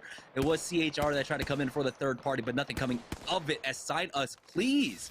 It's going to be Sync that just picks up a full 3-man there with the EVA 8. You have to imagine that it was the squad that helped and showed up and did some additional damage. Team XOXO still just trying to survive here as Malice Mamba goes down again. But you can see he knows when he's in trouble, throws down the bubble just in time, but EMP is out, slowing them all down. Gibby and Mamba down now as Pickles can just go ahead and push this with the scan. They realize that he is just left as a solo, as turns, backs away, even tries to get greedy on that drop. And it looks like it's just going to be a Prowler for him, which I guess could be good. Prowler Kraber, the long range and the short range. And somehow one of his team members was able to fall into safety as another fight breaks out. Pickles versus Sleepy Panda here. They trade 1-for-1 as Bony Tony finds one more. It's down to a 1v2 now. Icy River has a lot of HP, but Bony Tony doesn't even need his help. They will finish him off and may get the res onto Sycophantic. Here's the drop down now from another squad, though. It's going to be Mollis who loses out on the 1v1 versus Bony Tony. Icy River will fall, though. Now, Bony Tony is left down to a 1v2. Bubble has been used. They might have even been able to get the res. Not quite yet. They are trying to just go for the thirst here. Bony Tony juking and jiving, going around to the left-hand side, getting complete flank onto this jib.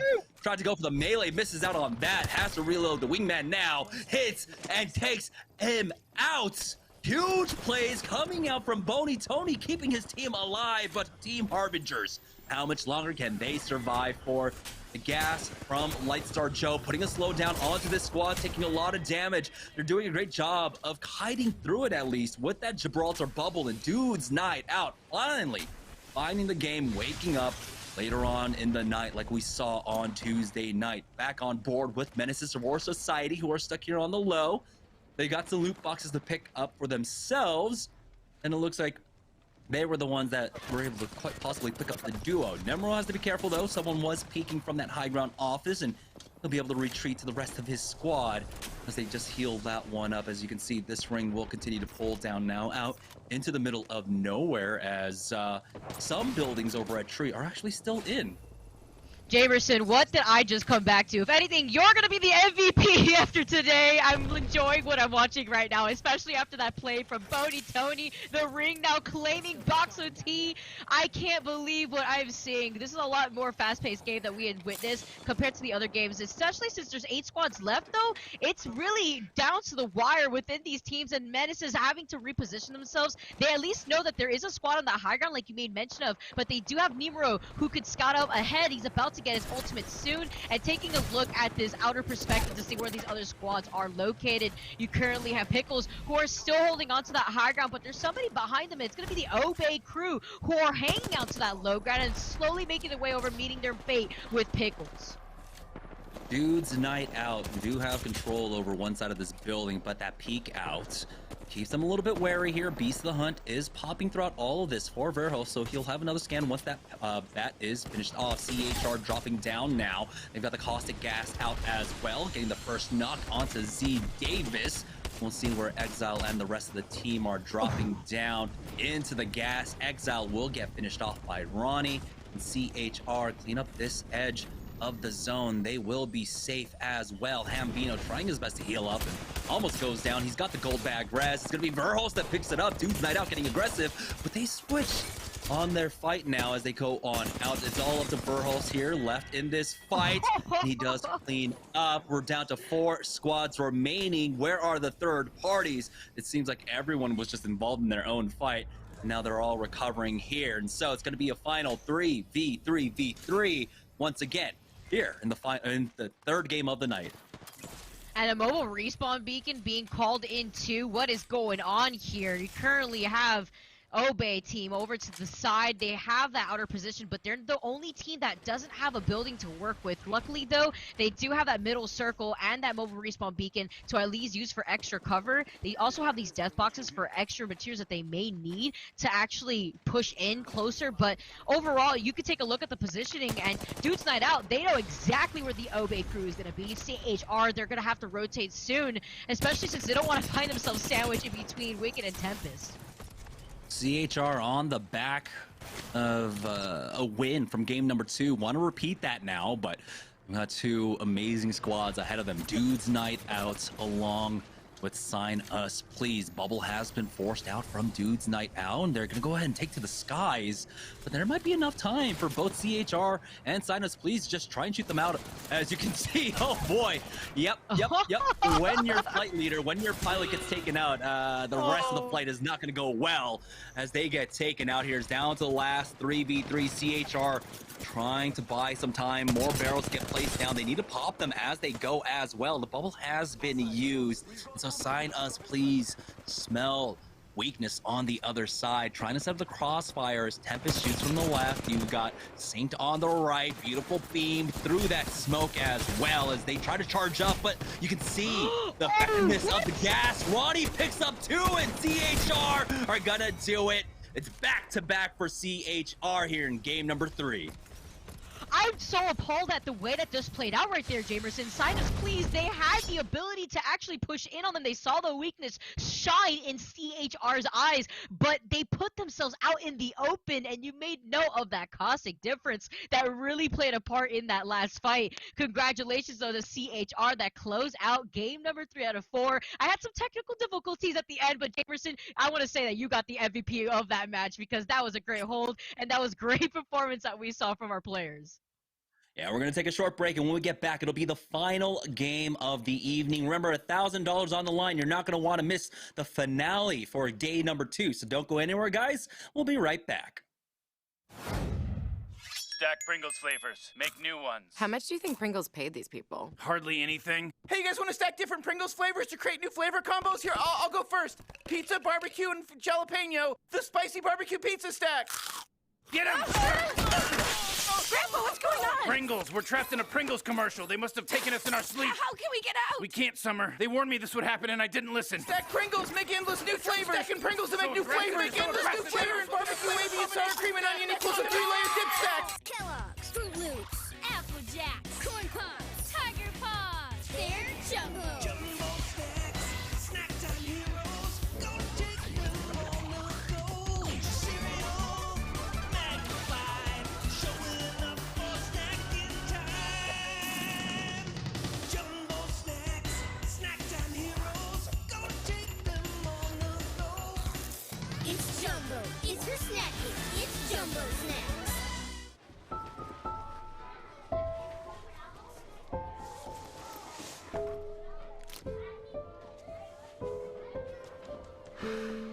Hey, shake it, kiddo. Love Dad. Oh.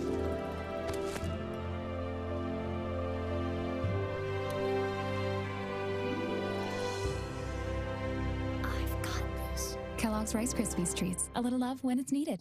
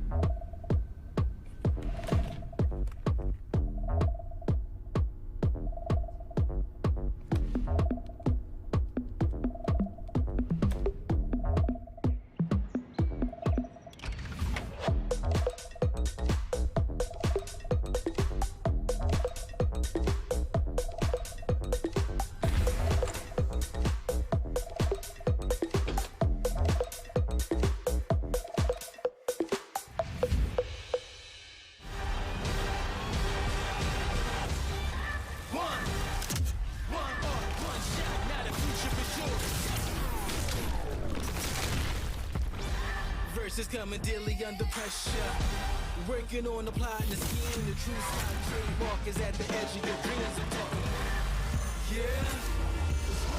One shot, now the future is yours.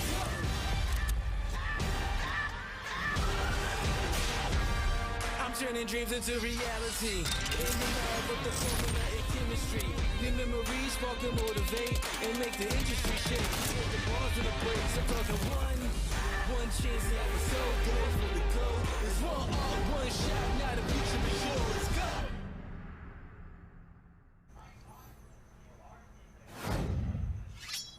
All right, everybody, welcome back here to Series E Season 3 Qualifiers Day number 2. 3 games all done and only one more to go. And we saw CHR, also known as Obey Alliance, grabbing their 2nd win in a row. They are certainly rolling right now. And as we get into our post-game stats, I do want to give a stat for you guys that isn't going to be listed up here.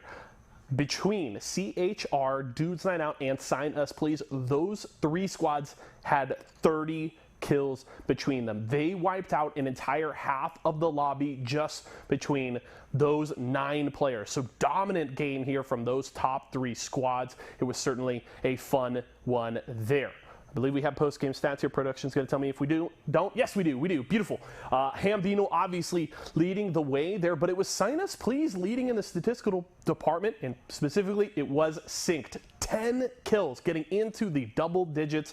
What a performance there from Synced, and almost 3,000 damage, 2835. That is an impressive performance, and it's certainly, if you are Sinus Please, it's going to sting a little bit that they weren't able to finish that game with the victory they were looking for. Vicky, Kitty, and Jamerson were talking about the positioning. It looked like they were set up to succeed with the way that final circle was closing, but CHR just clutches it out. Ronnie getting 2 kills there to end the game. What a finish from CHR, and we'll have to see if they can make it 3 in a row here to end the day. We have just one more game left here in our qualifier, but just remember, we are not done after tonight. We still have 2 more days, and next week, June 8th and June 9th will be the final 2 days. And remember, it is cumulative points over the length of our qualifiers that is important. So a good night here from CHR sets them up for success, but they still have to perform next week as well. So we are by no means done here with qualifiers. Still plenty more action to go. But Jamerson and Vicky Kitty will check out our Mobile One leaderboard and get you all prepared for our final game of the day after this. Imagine you love frosting and filling. I do love frosting and filling. Oh, well, imagine if there was a way to enjoy that delicious goodness anywhere, anytime, out of the toaster, out of the box, out of one of those baggy thingies, with nothing but a thin layer of foil between you and... Pasta. Yes, Curtis. This is a commercial about pasta. I love it. Frosting and filling for your pasta. I like pesto. I wasn't born in the spotlight. Nah. Had to grind and shine like a star on a hot night. And something about the struggle now resides in my muscles. And every trial and trouble helped to hang my hustle. Real rock stars don't chase the spotlight. It chases them.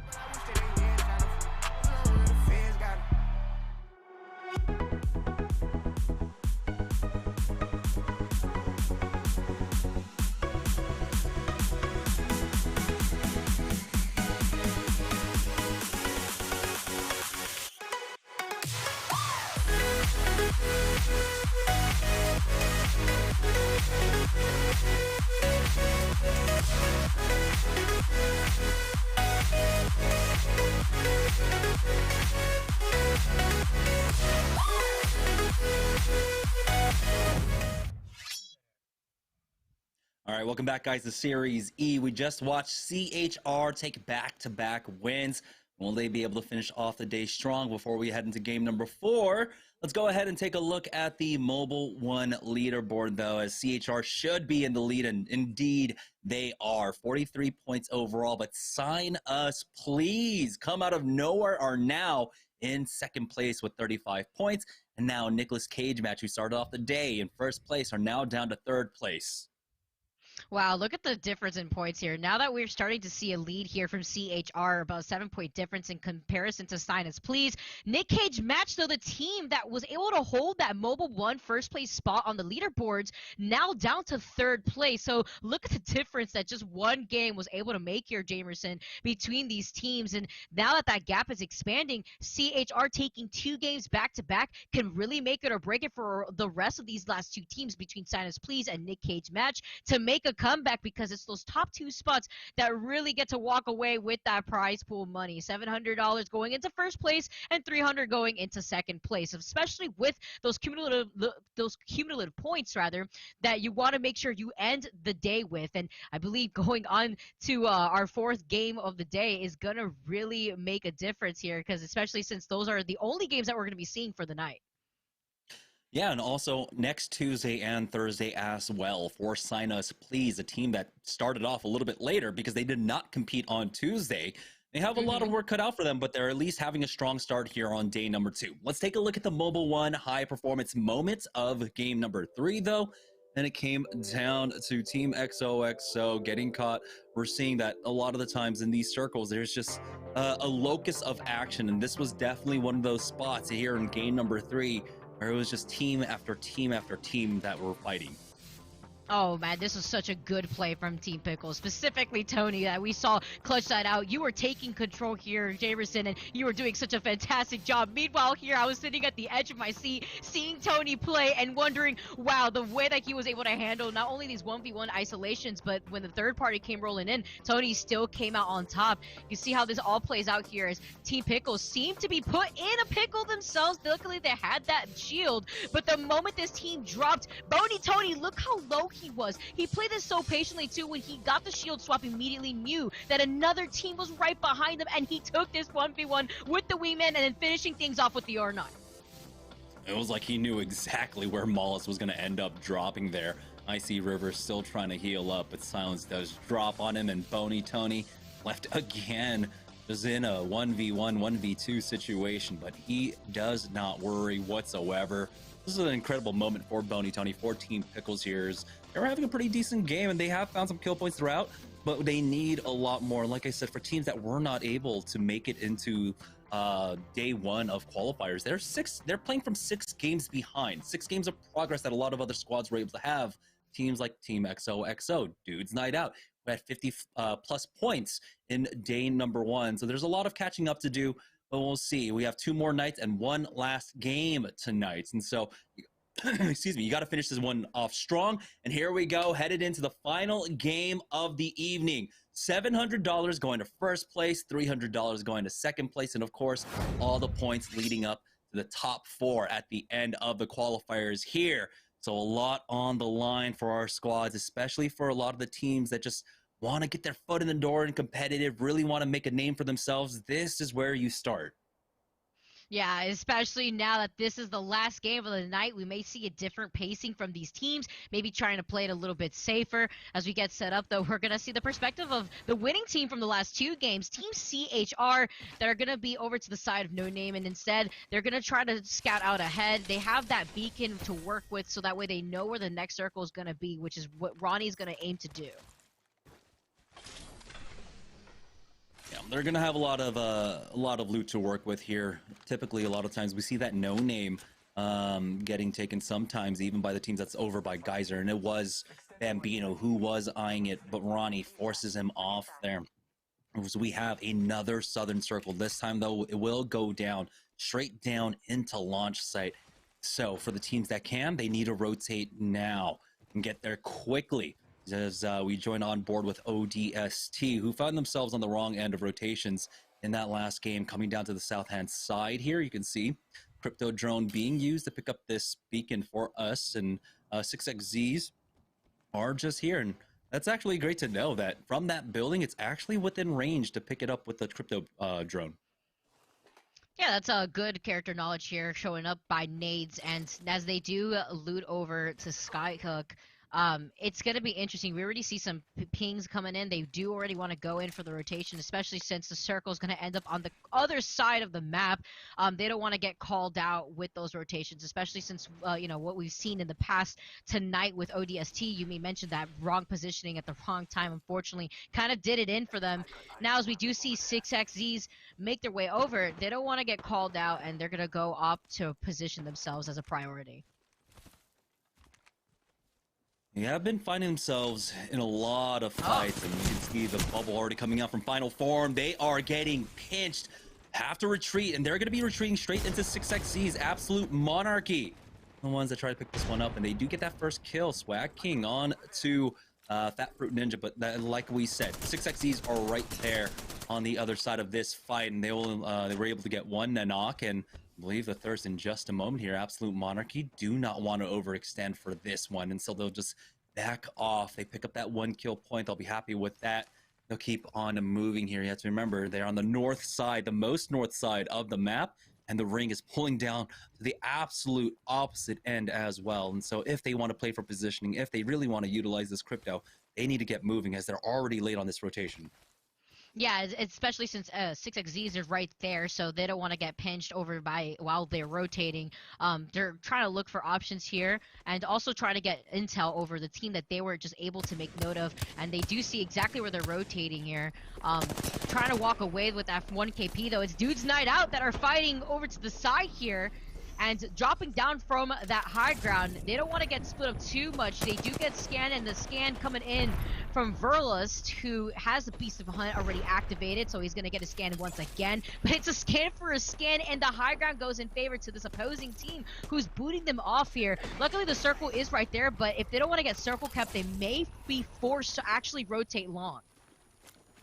Now the Beast of the Hunt has ran out for Verhulst there, so he will not have another one as he's forced back. Big connect with that airburst nade, hitting for the 100 onto the other side. It's Ziploc bags that took the wrong end of that exchange. You can see Yo-Yo Joe going for the slow heals as well. No bats for him.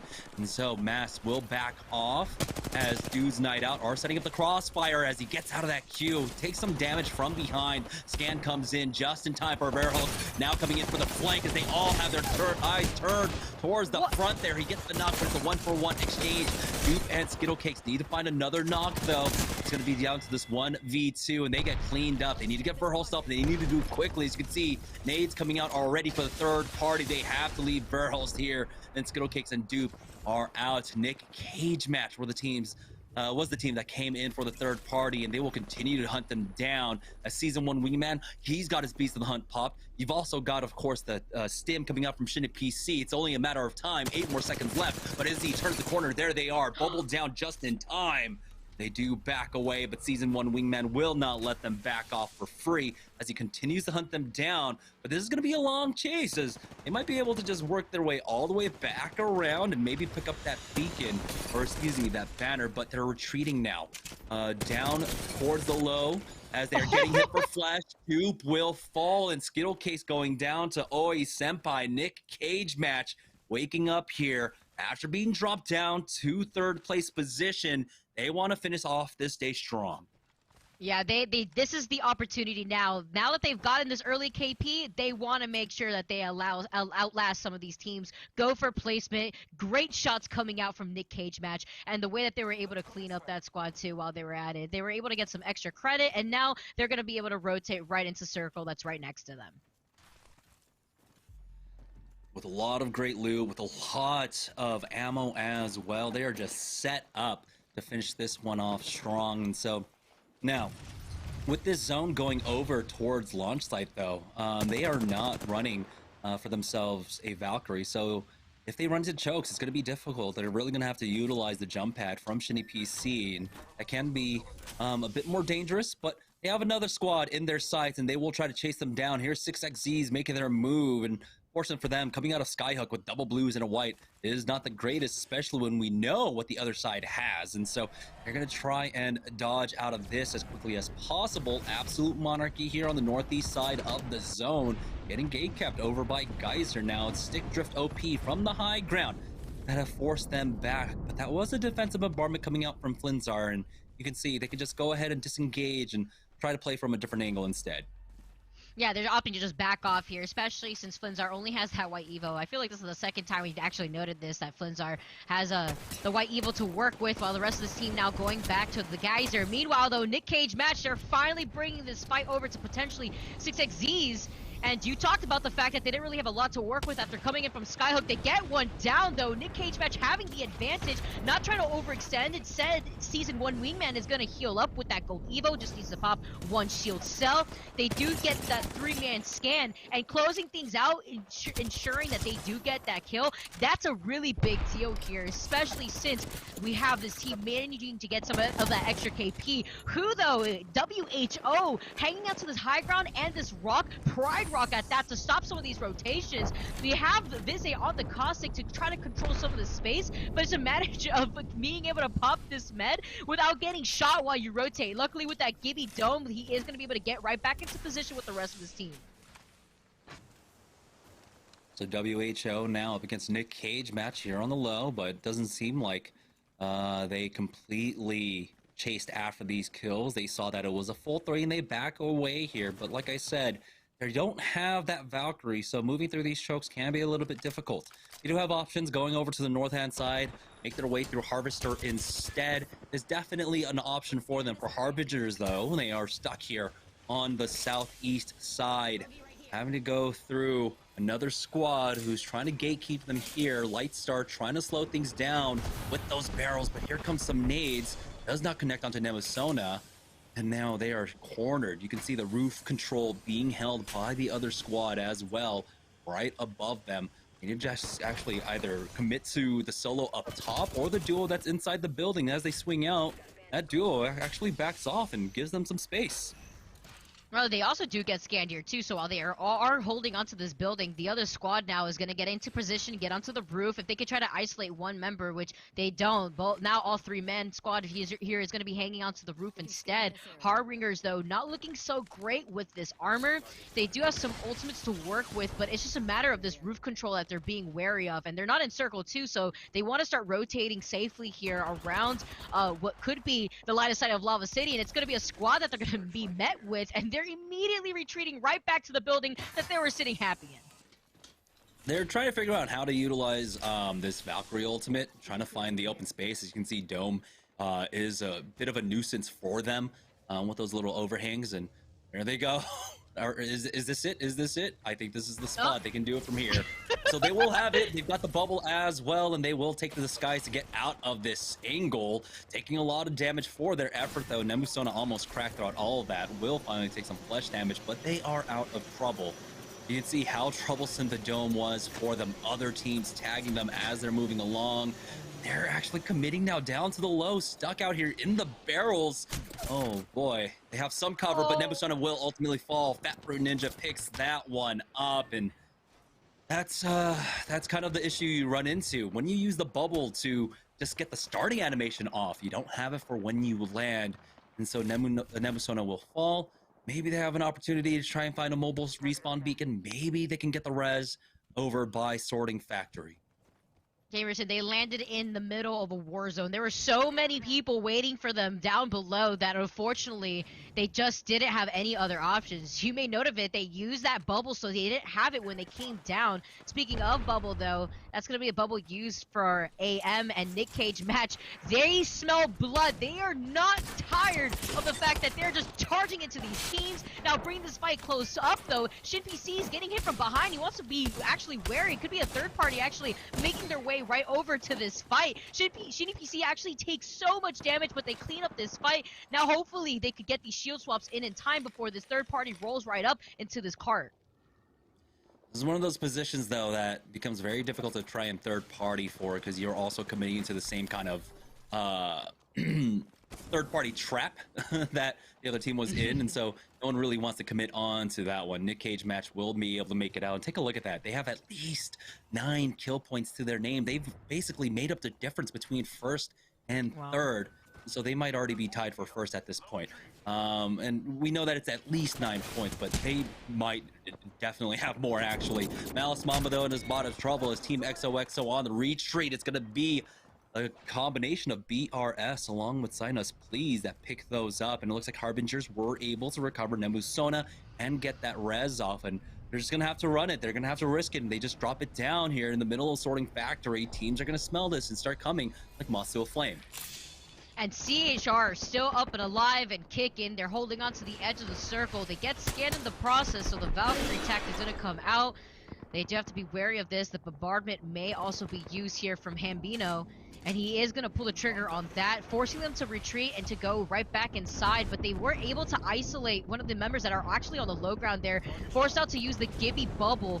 And I like the different angles that we're seeing from the Obey crew, actually trying to split some of that focus fire so that way they aren't able to retreat safely. Hambino finding some shots, but he loses his shield first, so he is going to have to utilize this door just to peek first. He's going to try to actually heal as a priority. They have to be wary though, because there could be squads rotating right in from behind. Meanwhile though, Harbingers are going to be able to have this roof over their head to avoid this bombardment, but they're not avoiding this team fight as they push right into close quarters. Nemusona though is so close to passing out. He's quite literally the epitome of one. He's forced to shield up, but they're going to hold on to this roof, which is the best position they can hold on to right now, especially after losing their Gibby.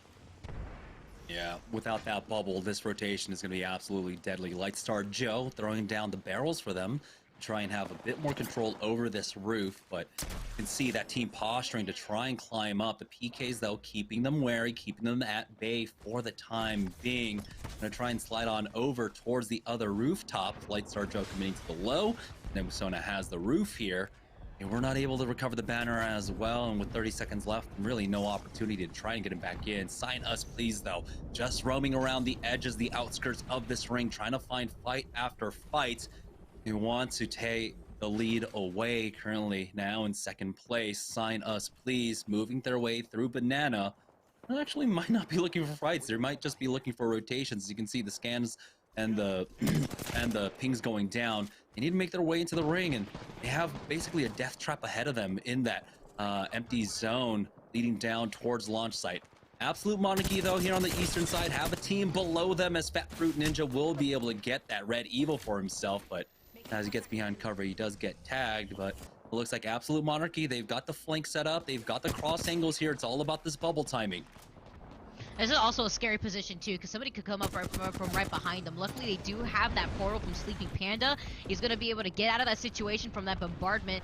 They also have that jump tower there just to reposition themselves. It's just a matter of making sure that nobody's going to rotate as the circle is starting to close in right now. It's round 3, but they still have to find this fight as they're utilizing this cart for cover. It's just one of them, Fruit Ninja, though. That Fruit Ninja, he's won. Thankfully, though, Sir Lifty's right there to help with some suppressed fire, and they do win this fight as well as getting some of these deck boxes so that way they can replenish their resources. They're also hanging out to the edge of circle, so positioning wise they don't really have to worry too much. It's just a matter of trying to now get right back into the circle. Sinus, please, bringing this fight over out of circle 2. They do have to make a lot longer of a rotation, but they have this team pinched, and you can see 2 red Evo shields there. So Sinus, please, taking a different angle as they're making their way over after Sync does manage to give in some of that intel after being able to land some of those shots. Now, this means that they are full committing basically to this side, and I guess that's probably the better call here. Trying to push up the offices can be that much more difficult. Jump pad out for Synced, and he's going to go ahead and full send it onto this squad as he peeks the corner. Beautiful shot onto Shinny PC to finish him off, and I believe they're just down to 1 player left, quite possibly. Still over by Tree, as Synced says, go ahead and charge up and take this last player out. They should be able to finish him off. Oe Senpai does go down. That's going to be 3 more kills for Sign Us, please. Now they need to start worrying about their rotate. Here comes a third party from BRS. They try to get involved. It looks like possibly an opportunity to try and flank them, but no. They have been spotted out, and now BRS are in a spot of trouble. They have to commit to a side here as the ring's going to close in 24 seconds, and the difficulty is they have to clear out that building unless they were the squad that were up there beforehand, but I can't imagine that they would have given that spot up. And so now they literally have an uphill battle here, try to make it into that spot. But they're turning around once again, going straight towards Sign Us, please. And this is a really bad sign for BRS.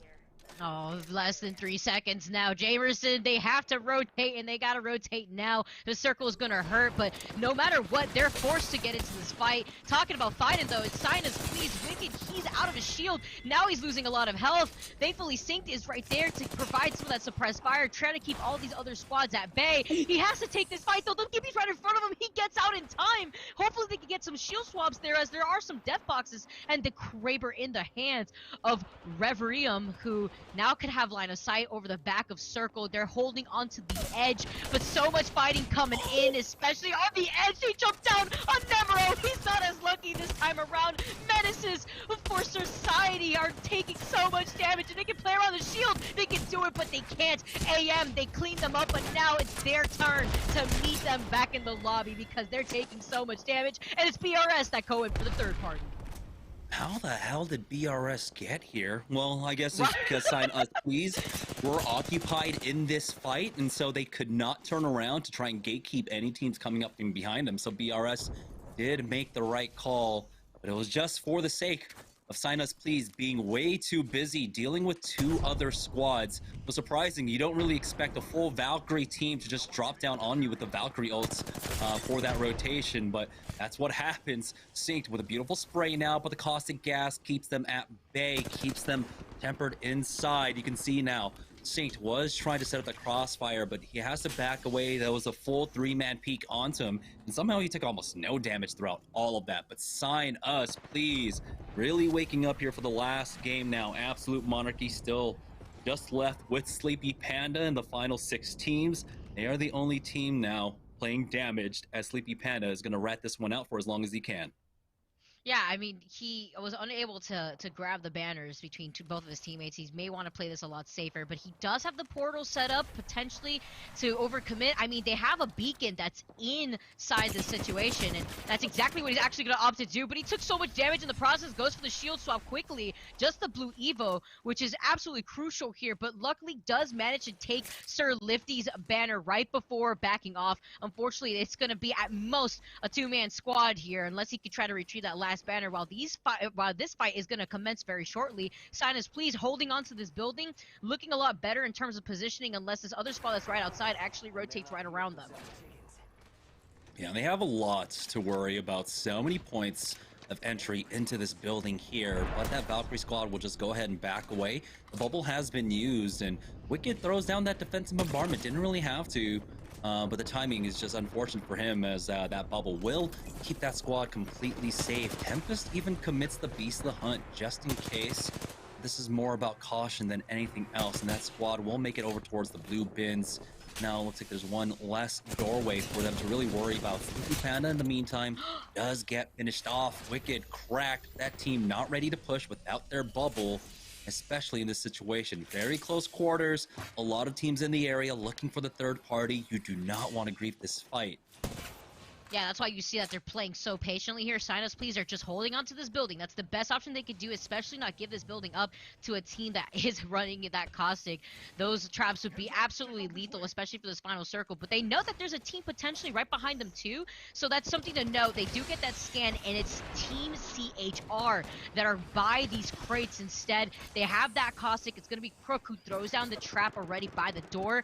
They're getting in some poke damage coming in, but with that caustic ult that we saw put in so much work last game, that may trickle down to what's going to happen when the circle starts closing in less than 15 seconds. Will it be back to back to back for CHR? They have a lot ahead of them. BRS is outside on the low ground. You've got Sinus, please, just to the north of them as well. The ultimate excels being popped now by CHR as Hambino is trying to get that defensive bombardment. It's 10% off for a minute. With the slow circle, he will actually have it. But the majority of this ring ending out in the middle of the open, the low ground team might actually have one of the best positions to try and dodge a lot of that damage without using any of their utility. We'll see, though. It's all about patience here as the slow ring starts closing in. Our final 5 full squads remaining. You can see Crook keeping that caustic Nox gas grenade out, throws it over at that door. The bubble is forced out as Crook took a lot of damage, but it looked like he needs to work on his throwing arm there, because it did miss out on that door, did not get in. Here comes the full send, but oh my goodness, the Prowler out from Wicked just completely melts Crook. CHR now down to just Ronnie, who's going to do his best. I don't even know, Mickey Mouse, just something here as he takes to the skies and he backs away now, but he's just left by himself. Will utilize this knockdown shield to try and stay alive, but it's all Sign Us, please, picking up so much, creating cover for themselves with that respawn beacon as well. And here's Team Skirt going in for the full send onto them. Wicked got the knock onto Hambino. They get one onto Z Davison helping. It's down to a 1v1. Oh no, they get finished off, but so do CHR. It's BRS versus Team Skirt here. Team Skirt behind their time. We didn't see much of them throughout this game. Silence is goal, and never mind. Completely different squad coming up. Rizuki tries to go out for the peak. It's FMS that's on the other side of this one, and FMS will take the win here in game number 4. What a chaotic end fight for our last game right there, Jamerson. I think we had like 5 squads that were actually in that last circle, and 2 of them were actually hanging out to the low ground. So the moment that you had seen Team CHR fall down, they, I believe, had lasted up to 3rd place, whereas we saw that 2 of those members had gone down rather early. So that was really good placement on them, but also the other 2 squads that came out of nowhere to hold that high ground was a disaster. It was super chaotic, but wow, just the fighting that we had seen at the very end there for FMS. Congratulations to them for taking that last game for our night. Yeah, will it be enough for CHR, though, being able to finish there? Or did we see Sign Us Please sneak into the first place spot? Our admins are going to have to do some math, but when we get back, we'll be able to announce the winners of the night, the winners of the $700 first place prize, right after this.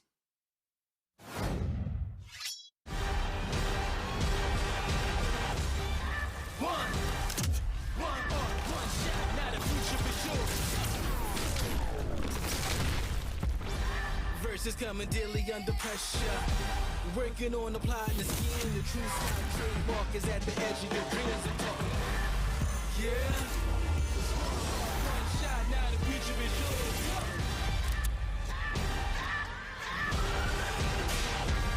I'm turning dreams into reality. In the lab with the formula and chemistry. Your memories spark and motivate and make the industry shake. Put the bars in the place. I'm talking one chance that was so good for the goal. It's one shot, now the future is yours. Go! Cheez-It snapped. How's it taste? It's so thin, crispy, and cheesy. And I just want to keep eating it. And eating it. They love them. Snapped. So good we may run out of cheese. It's fruit freshing, refreshingly sweet, but without sugar, 0 calorie treat. They're all our top fresh flavored splash. It's fruit freshing.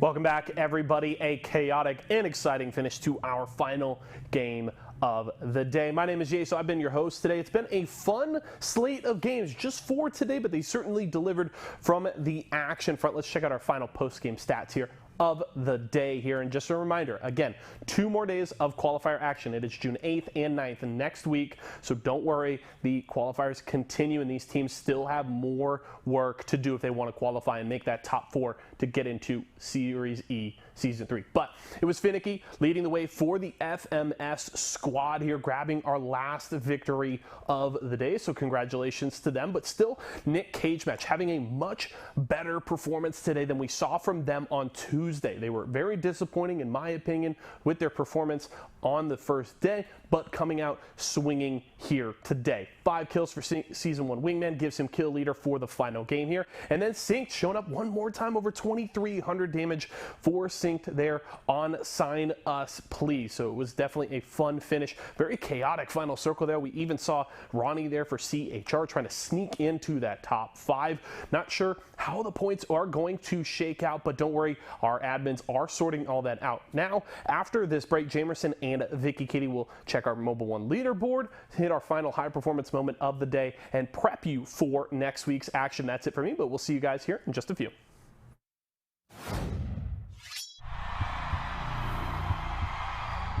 I wasn't born in the spotlight.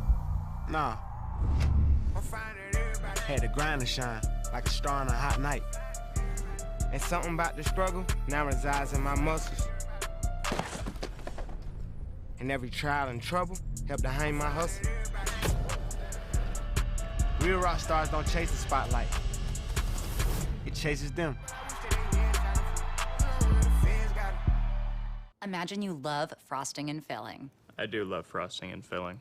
Oh, well, imagine if there was a way to enjoy that delicious goodness anywhere, anytime, out of the toaster, out of the box, out of one of those baggy thingies, with nothing but a thin layer of foil between you and... Pasta. Yes, Curtis. This is a commercial about pasta. I love it. Frosting and filling for your pasta. I like pesto.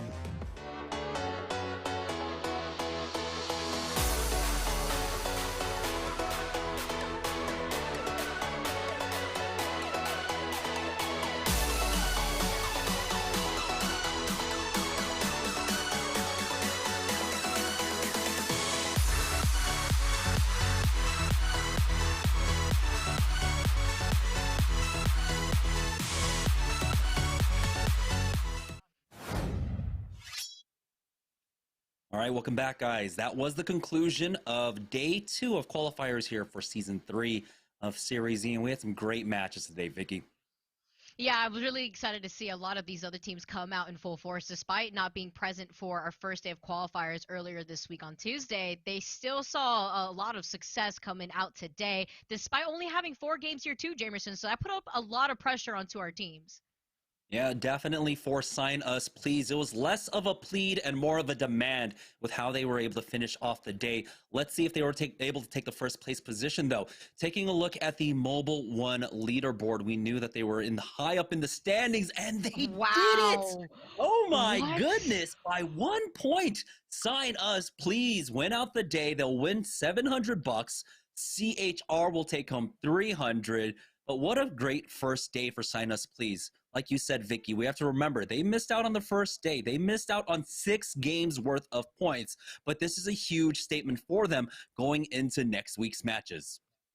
Jamerson, I'm appalled. This is like a $400 money match between first place and second place, and the one thing making a barrier between CHR and Sign Us Please is 1 point. I absolutely cannot believe what I'm seeing right now. Why don't we take a look at the Mobile One moment for the day, though, for the match rather, and a high performance moment going into Team Skirt. It's going to be helping who's dancing around the shield, but can he last long enough here when this chaos just blew up for this final circle, meeting 5 of these last squads here for that last circle, and the Gibby bombardment to clean things up.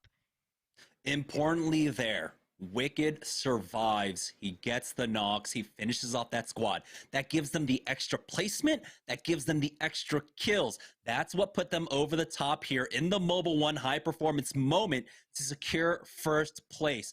So I'm glad that we were able to take a look at that, because that's what it all came down to. That play right there was the difference between $700 and $300 on the day.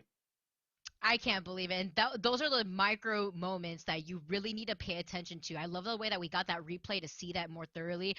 Just overall, though, that first place spot, that 1 point difference, Jamerson. I think this is such a great way to start off how the qualifiers are going to be making a tone for the rest of these last 2 games that we're going to be seeing from the qualifiers. And again, these are the teams that are competing for the top 4 spots, rather, to get into Season 3 and to sit comfortably into competing against our other squad mates that have been able to make their way over to the Season 3 spot and sit there all comfortably. But overall, Sign Us Please, first place spot for the night, 52 points, and second place, the Obey crew that we're so used to seeing. CHR just hanging out to 51 points in that 1 point difference that really solidified them in that second place spot. Yeah, and for other squads that had the lead going into today now, it is getting cut into. Overall, I believe teams like XOXO were sitting around 50 points overall, but today they ended up with like an additional 25. So, Sign Us Please, definitely already making a name for themselves in the qualifiers here, definitely putting themselves in one of the top positions overall. We'll find out though later on. Our matches will continue on Tuesday. We'll be back once again with another 4 matches. It's all coming down to the final 8 games, the final 2 days of qualifiers next week. We have 4 spots on the line. You don't want to miss any of it. So make sure you're following us on all of our socials. Make sure you're subbed to the channel as well here on Twitch at Esports Arena to enter for, of course, our awesome game shows that will be taking place pre-game before Series E Season 3. And make sure, of course, you're watching champs that are taking place this weekend. NA will be starting up once again tomorrow as well. So there's plenty of Apex Legends to go around. You don't want to miss any of it, but that's going to do it for us. So for Vicky, myself, Esports Arena, and all of our partners, thank you so much for watching. We'll be back next week. Have a great weekend.